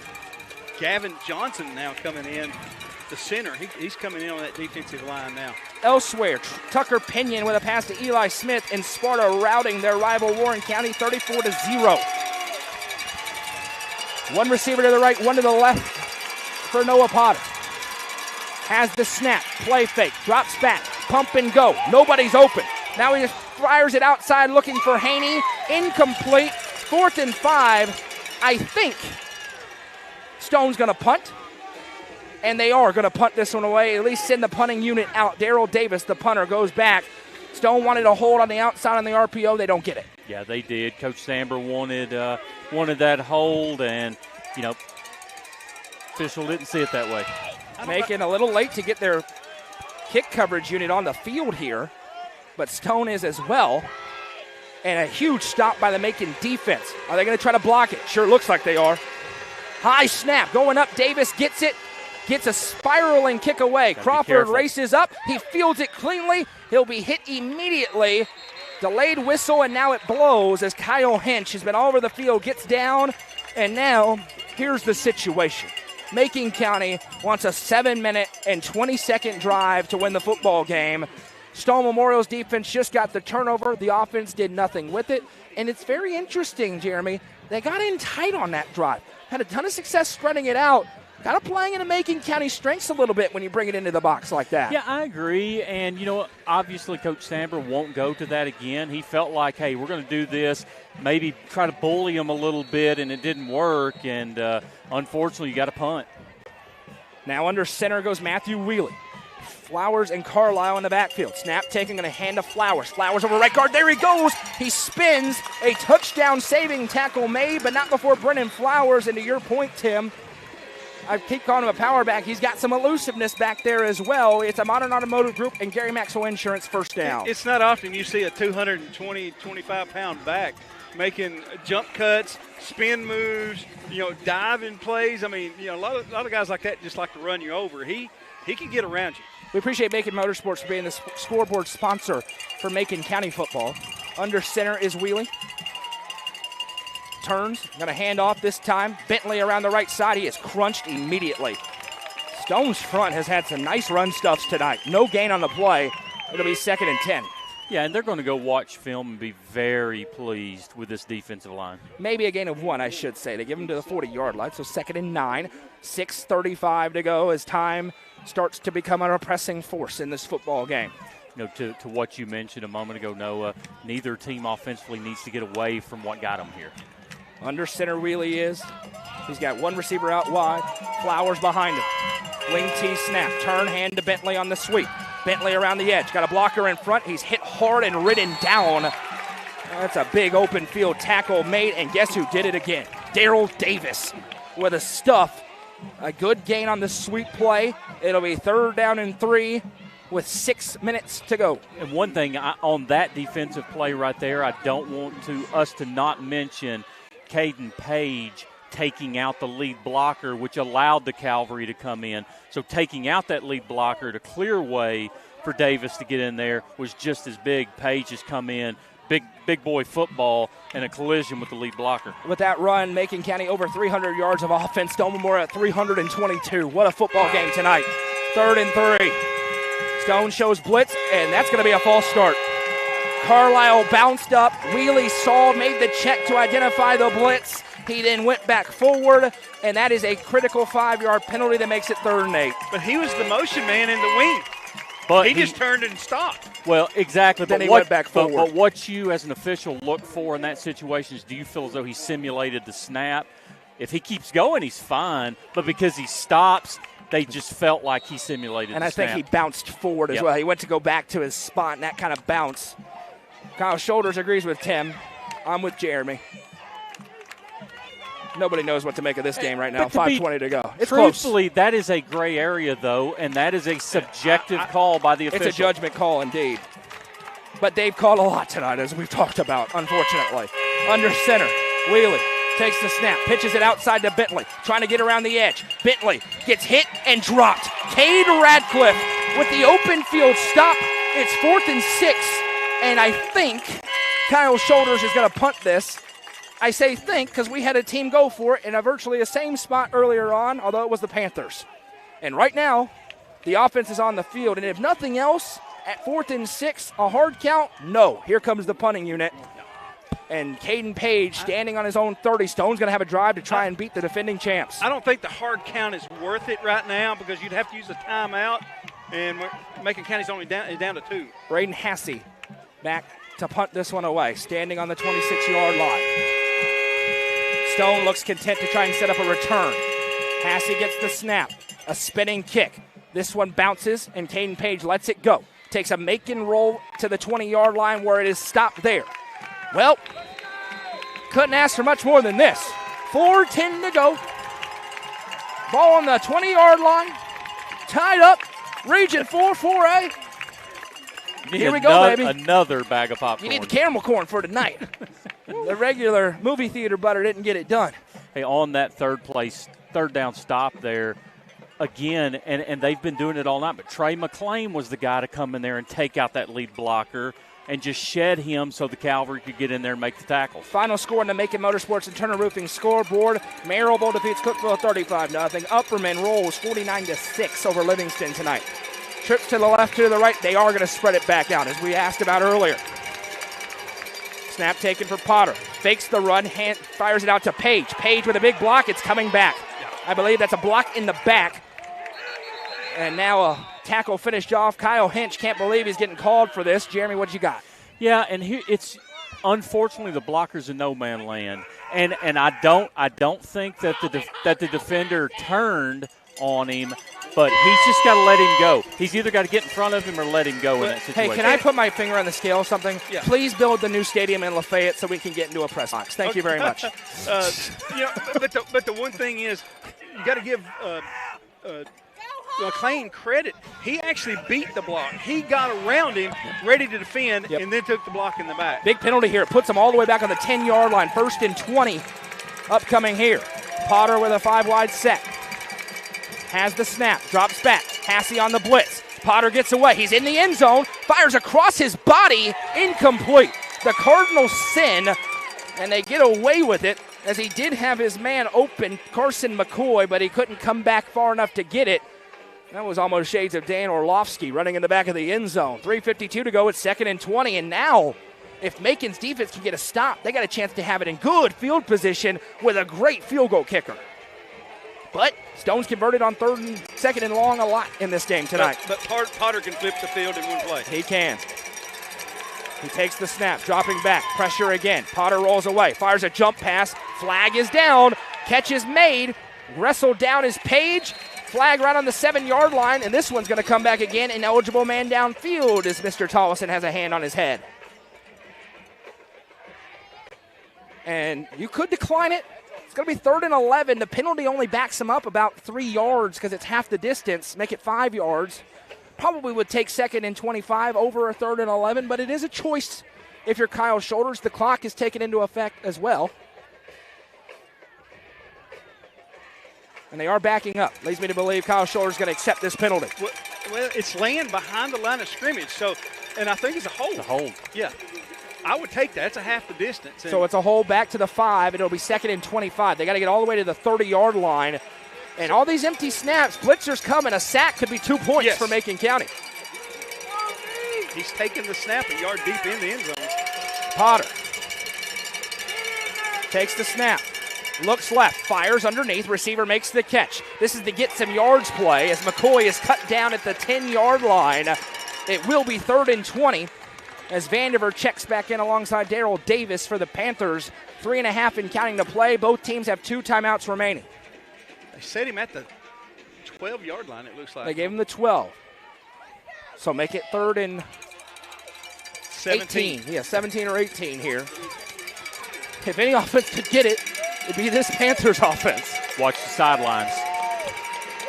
Potter has an empty snap. Dropping back, flips the ball around, pressured in the backfield, steps up, gets away. He could run forever. He's to the 20, 25, 30. Noah Potter cuts up to the 35. He's at the 40, wiggling through traffic to the 45. A stiff arm and down. Noah Potter with the wheels. They convert a 3rd and 16. And Stone Memorial is to midfield with just under 3 minutes to play. McLean was in coverage, and he had great coverage down the sideline, but had his no back idea. had no idea it was coming behind him. We'll try to turn away from the train horn when a big play happens so that you can hear what we're saying. 2:41 to go and counting. That is a gigantic Turner Roofing and Gary Maxwell Insurance first down. He stepped up in the pocket, and there was nobody spying Noah Potter.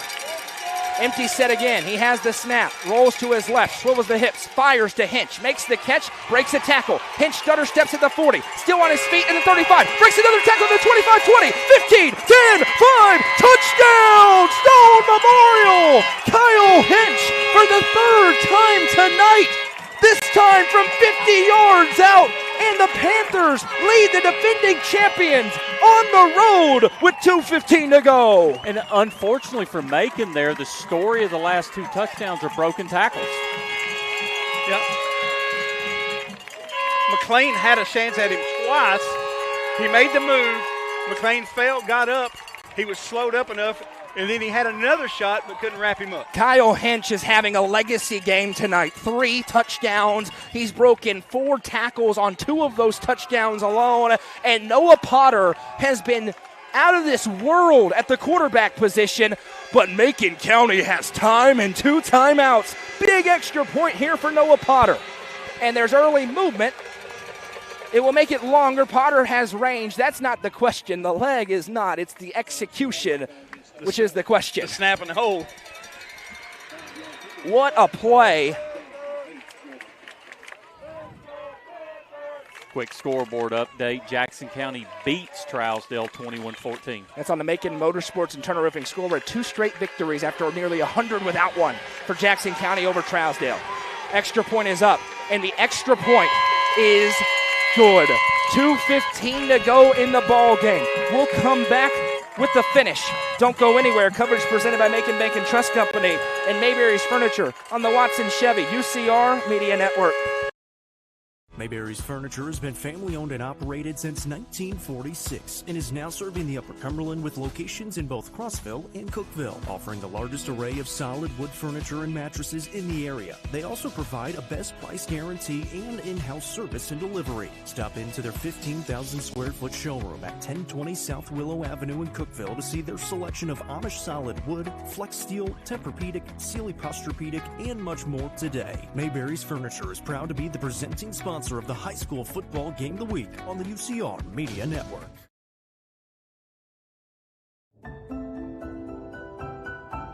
It starts with your very first bank account,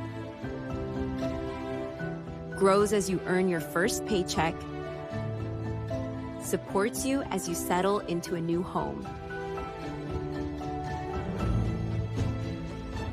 and stays with you through your golden years. Lifetime checking. One account, every chapter. Welcome back. This has been an unbelievable football game, and it's the Panthers on the road who have taken the lead. A 50-yard catch and run for Kyle Hinch. Noah Potter has his 4th touchdown pass of the night. He has another touchdown run of the night. But there is 2:15 and 2 timeouts, only down 7 for the Tigers, trying to pull a little Lafayette magic tonight. As Potter jogs up, see if he just tries to crush it. He's angling this one away, going to be fielded, goes through his hands and out of bounds. Macon's going to be pinned all the way back on the 8-yard line as that's number 8 back on the back end. Cameron Miller went right through his hands, and Potter, you got to give a big assist to the kicker. He angled it that way.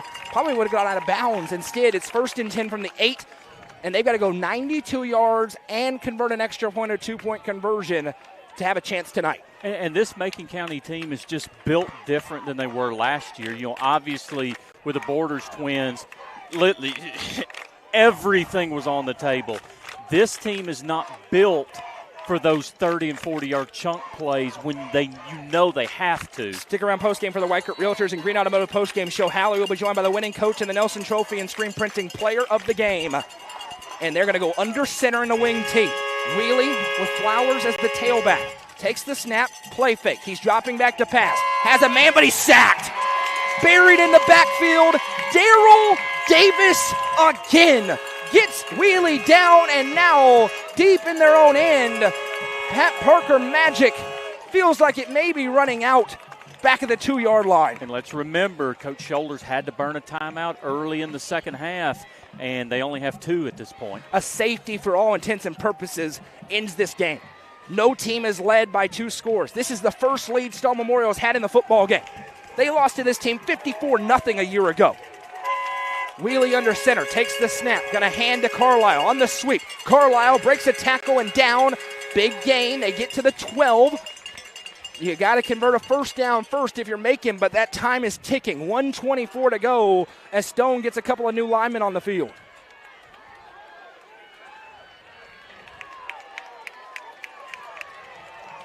Stone has 12 men on the field, and Derek Samber knows it, so he burns a timeout to avoid a free 5 yards. Couple of situations here, guys. 1:12 to go. Obviously, Macon has to score a touchdown to have a chance. They got to convert a first down on 3rd and 7. Those are 2 different parts of your play sheet if you're Kyle Shoulders. You do have those 2 timeouts remaining. Got to get the first down and nothing else matters. So maybe on the ground again, and then you're going to have to start airing it out or hope you pop a big one with Xavier Bentley. But the thing is, every play's got to be positive from this point on. You can't have negative plays or penalties that back you up. I mean, you don't have time to do that right now. Hey, tip your cap. Been a tremendous football game tonight. Both these teams laying it out there. This is Region 4-4A at its absolute best. We've seen the contrasting styles. We've seen the adjustments throughout. These are 2 really good football teams battling out. It's a shame somebody's got to lose, but somebody's going to have a huge victory, have a ton of momentum heading into next week. Macon County has an off week. Stone right back to it. A gigantic game against Livingston Academy. It will be the game of the week next week. And the loser of this game, it is red light flashing because you can't make another mistake. So 3rd and 7 here. 2 timeouts remaining for Macon. 1 left for the Panthers. They'll break the huddle, and it's going to be a shotgun set. See if they go to the sweep play for Bentley that they popped earlier for the big one. Wouldn't surprise me. Wheelie, nope, it's going to be a pass. He rolls to his right, eyes downfield, looking for the comeback route, laying out, and they say he made the catch. Bradley Crawford diving towards the sideline, and they say he got it. Of course, we have no angle on it. It's a first down, a big one, moves the chain, stops the clock with 1:06 to go. Yeah, that's, when you need a play, Bradley Crawford's been there all night long. The official had the best view in the stadium on it, on that diving catch. Wheelie takes the snap. He rolls to his left, eyes downfield. Hit as he throws, and Crawford makes another contested catch going out of bounds. This one for a gain of about 8. It'll be 2nd down and 2 upcoming here. Exactly 1 minute to play, 2 timeouts remaining. Getting out of bounds, Matthew Wheelie, the senior quarterback, first year starting at quarterback, trying to put together a legendary drive to keep this game alive.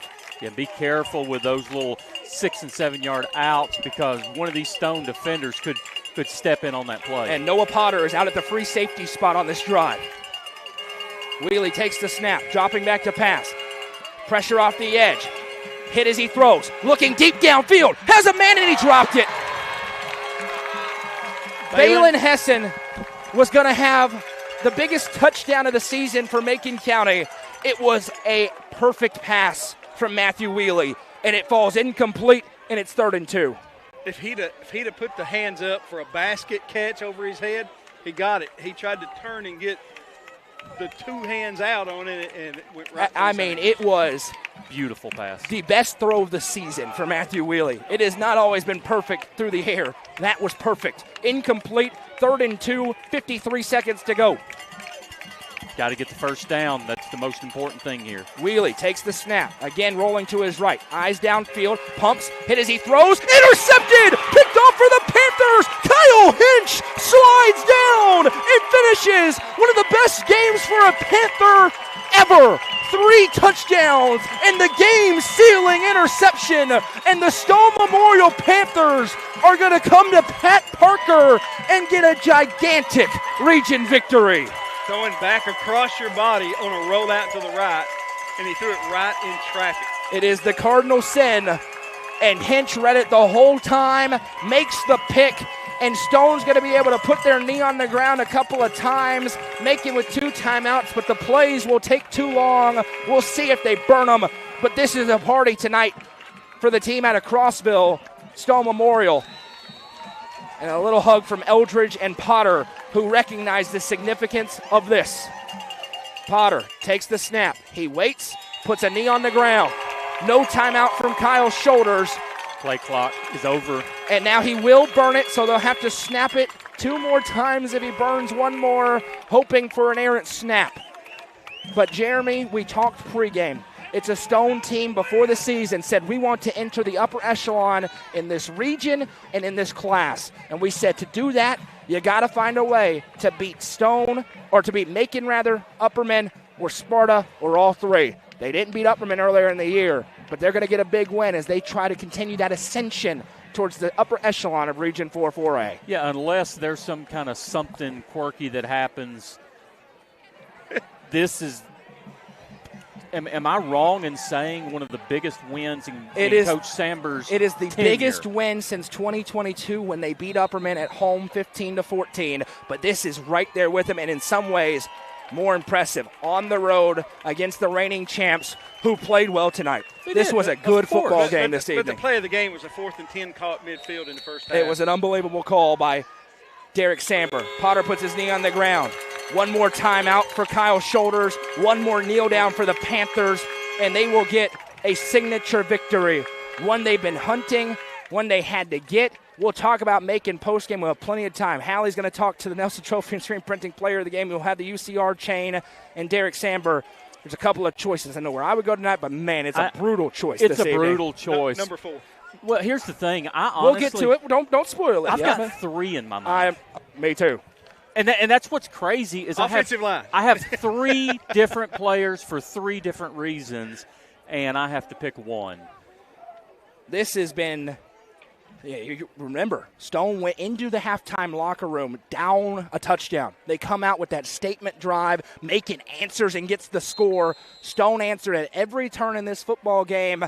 And they've had a couple of massive performances. Darrell Davis, Noah Potter, and Kyle Hench. Those are my 3. Those are the 3. They have all had a gigantic impact on this game.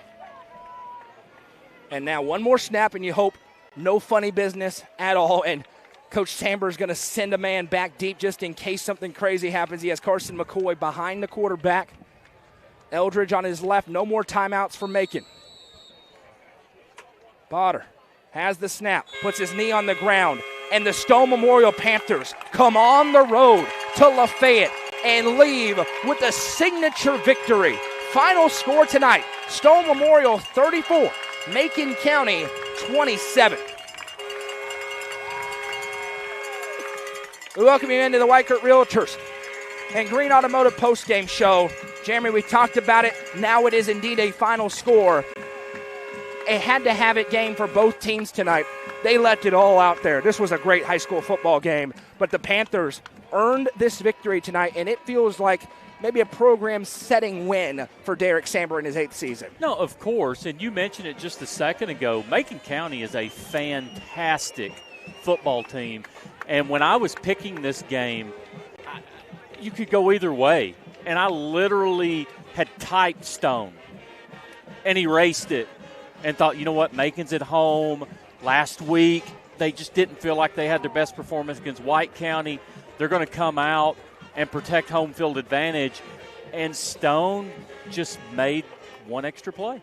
And that's just what it boils down to. And we will talk to Derek Samber and the Nelson Trophy and Screen Printing player of the game. We're going to talk about Macon County as well. Let's go ahead and get to that so Hallie knows who to grab. Tough choice tonight. 3 great choices. It's time for the Nelson Trophy and Screen Printing player of the game. Jeremy, who's it going to? Well, obviously, I've got 2 honorable mentions because Dylan Phillips was a one-man. Darrell Davis. Sorry. Yes. Said it wrong. But Darrell Davis was a one-man wrecking machine on defense.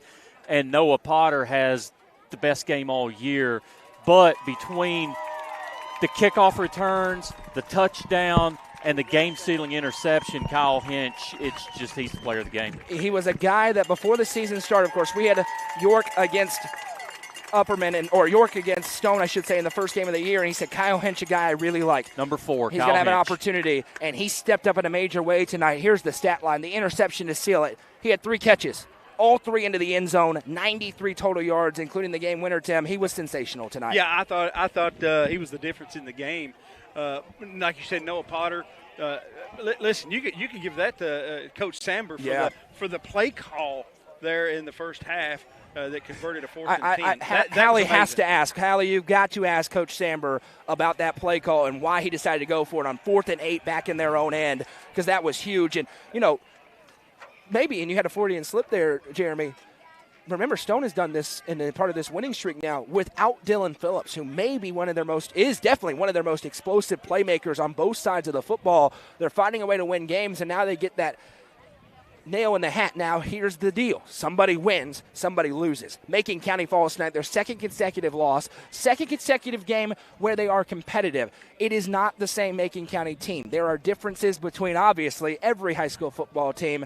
It's going to be a different sort of a year, but still a lot to play for Macon County. But now the back goes against the wall. You're going to have to find a way against Livingston Academy, and then you go to Upperman after Barron County, of course, a non-region game. But to see if you can make playoffs. How fired up is Livingston going to be to host the Tigers? Especially depending what happens next week. And depending on what happens. But they'll have a chance to enter that playoff picture. It's for a playoff game. It's for a playoff game. No doubt. It's going to be none bigger. You got Macon here. We got a week off. Then we're going to Barron County. We got some guys banged up a little bit. Maybe we get some guys healed. But, what's the mindset? We're already down 2 here in Region 4. And we've not been here in a while. And 2 games that preseason thought could be competitive, but probably thought were wins for Macon County on the board. And they are not at this point. Now, that doesn't mean anything. Now, they did win, of course, the big one against DeKalb County. If DeKalb beats anybody, that's the eliminator in this game. You look at the stats. I mean, the offensive stats are unbelievable. Macon County, 332 yards of offense. Stone Memorial right on the dot at 400 yards of offense. And it's Noah Potter. He was so good tonight. 21 of 30, 272 yards and 3 touchdowns. He had 21 carries for 86 yards and a touchdown as well. We talked about Kyle Hinch, what he did. Macon County played well, and when we left Stone Upperman, we said Stone's pretty good. I think that game's more about Upperman than Stone. Correct. And tonight shows this may indeed be a 4-team race for 3 spots, 2 through 4. But, man, there's going to be some ferocious football games in the 2 through 4 range. There already have been. It's going to continue. Yeah. There will be no rest for the weary as we move forward through this back half of the season. I'm looking forward to the Stone-White County game. Going to be great. I think it will be an awesome game. Absolutely right. And, again, as soon as they break that postgame huddle, we're in the Reichert Realtors and Green Automotive postgame show. Hallie will be joined by head coach Derek Samber and the Nelson Trophy and screen printing player of the game, Kyle Hinch. Kyle Hinch is a gamer. Of course, we broadcast Upperman baseball. First play that Stone played in Baxter this year, the first pitch, Kyle Hinch sent to the moon in that game. Went, who is this kid, the sophomore? He is a gamer. He was a gamer tonight, taking the reins. And what a weapon for Derek Samber to now have some depth outside with we anticipate the return of Dylan Phillips next week to go with Caden Page, Hunter Haney, and now Kyle Hinch. Yeah, I'm telling you, just really impressed. And we just can't say it enough. This is a tough place to play. And that is a great football team. And you come in here, you make a few mistakes, but you make the plays when you have to make the plays. And you come in here, I'm not going to say still a victory. I think you earn a victory. To have Macon County score in the first play of the fourth quarter, go down a touchdown and not blink, answer with the scores that they did, it says a lot to the mental fortitude of this Stone team, which has been in question in the past. They folded a bit when bad things happened. They did not fold tonight. They were on and they took a snap, standing in his own end zone, and was able to run and get out of it, convert near midfield, and go down and score here on the late in the game. It was an amazing drive. Give Stone all the credit there. Xavier Bentley, 107 Tremendous yards. Game. 170 yards. This is kind of similar to what we said after a few games. This was not a reflection of Macon playing poorly, I thought, tonight. I'm sure there are things both coaches want back, particularly on defense. Absolutely. Tonight was all about the Stone Memorial Panthers and how well they play. And their defensive line. They were able to played hang. Fantastic tonight. That was a humongous question. Huge. First play of the game goes huge, 70 yards. Huge. And then from there, they were able to bow up and stop the run in some key spots in this football game, particularly down the stretch in the second half. We'll have Hallie bring them all the way down to like the 40-yard line as she can hear us in her ear. And we'll hear from Kyle Hinch and Derek Samber. He gets a hug from his athletic director, Nathan Brown. Well deserved. By the way, two great athletic directors, two great coaching staffs. I agree. And a great environment tonight for high school football, despite the train horns, which need to go away. There's also somebody on the Stone sideline who I swear looks like Luke Combs. I don't know if you guys can see it. He's right next to Nathan Brown right now.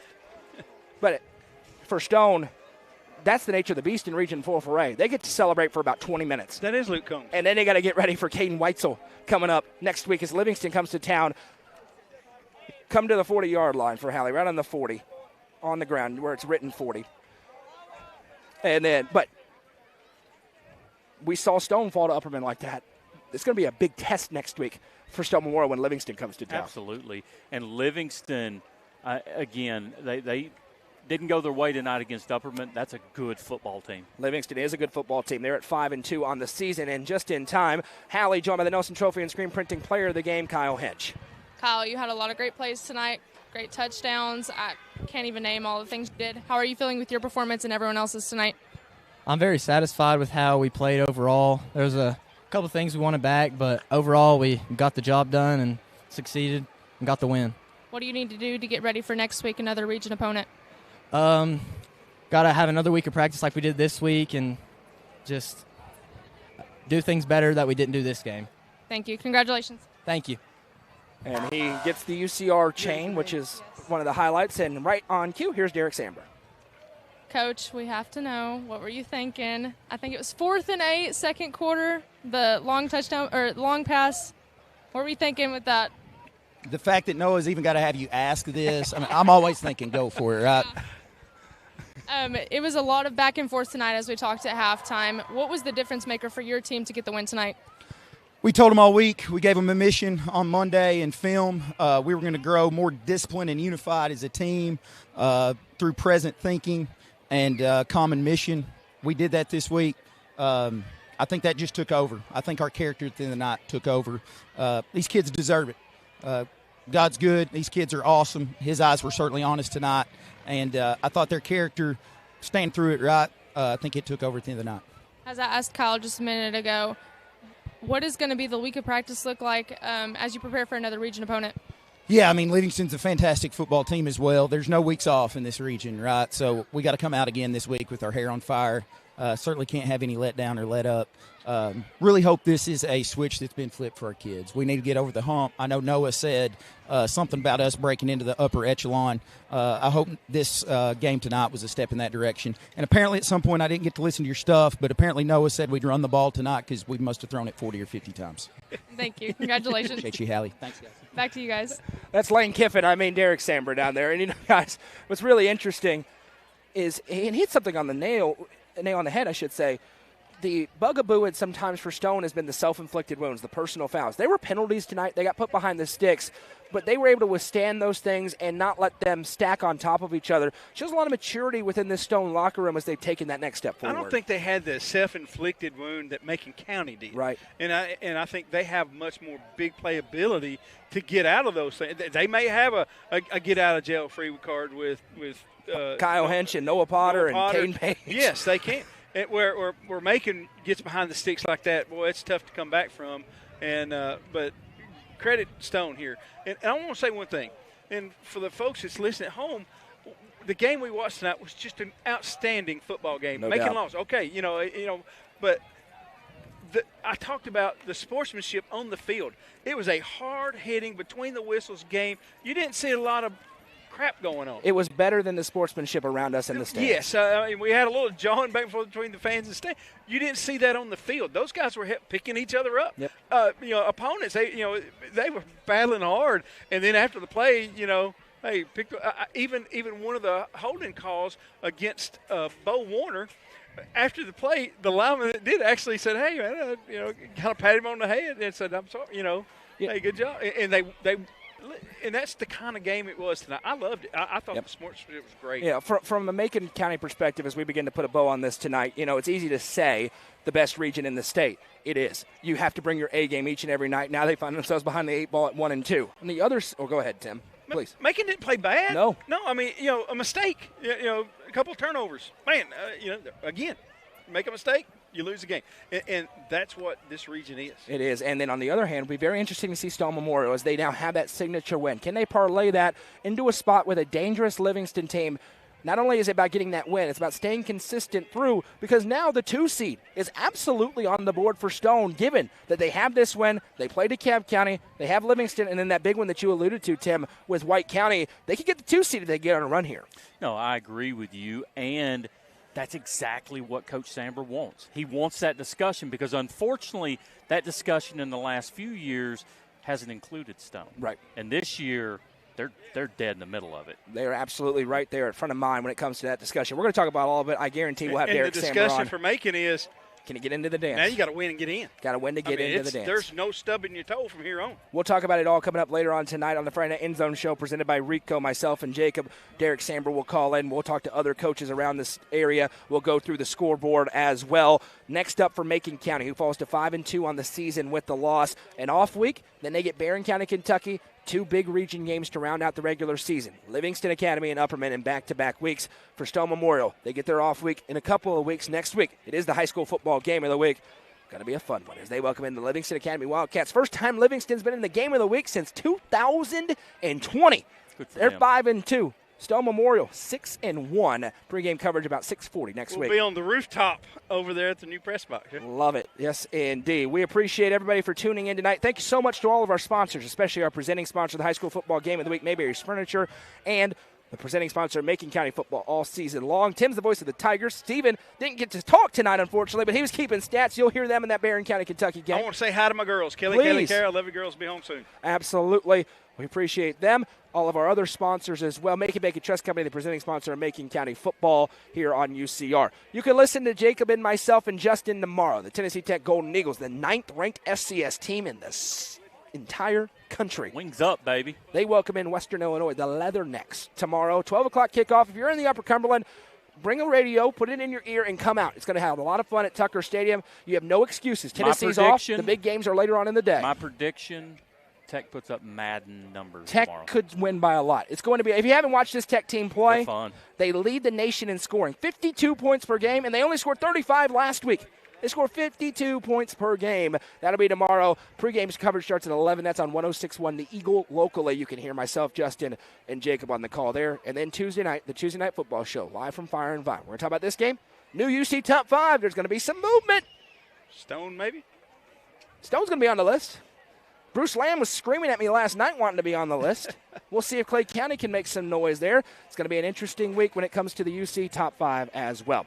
That'll do it for us tonight from Tiger Stadium. Your final score, Stone Memorial comes on the road and knocks off the defending champions 34-27. I'm Noah McKay. For Jeremy Tollison, Tim Case, Stephen Lancaster, Michael Lindsay, Hallie Gunlock, Madison McKay, and everybody at UCR, we say so long from Lafayette.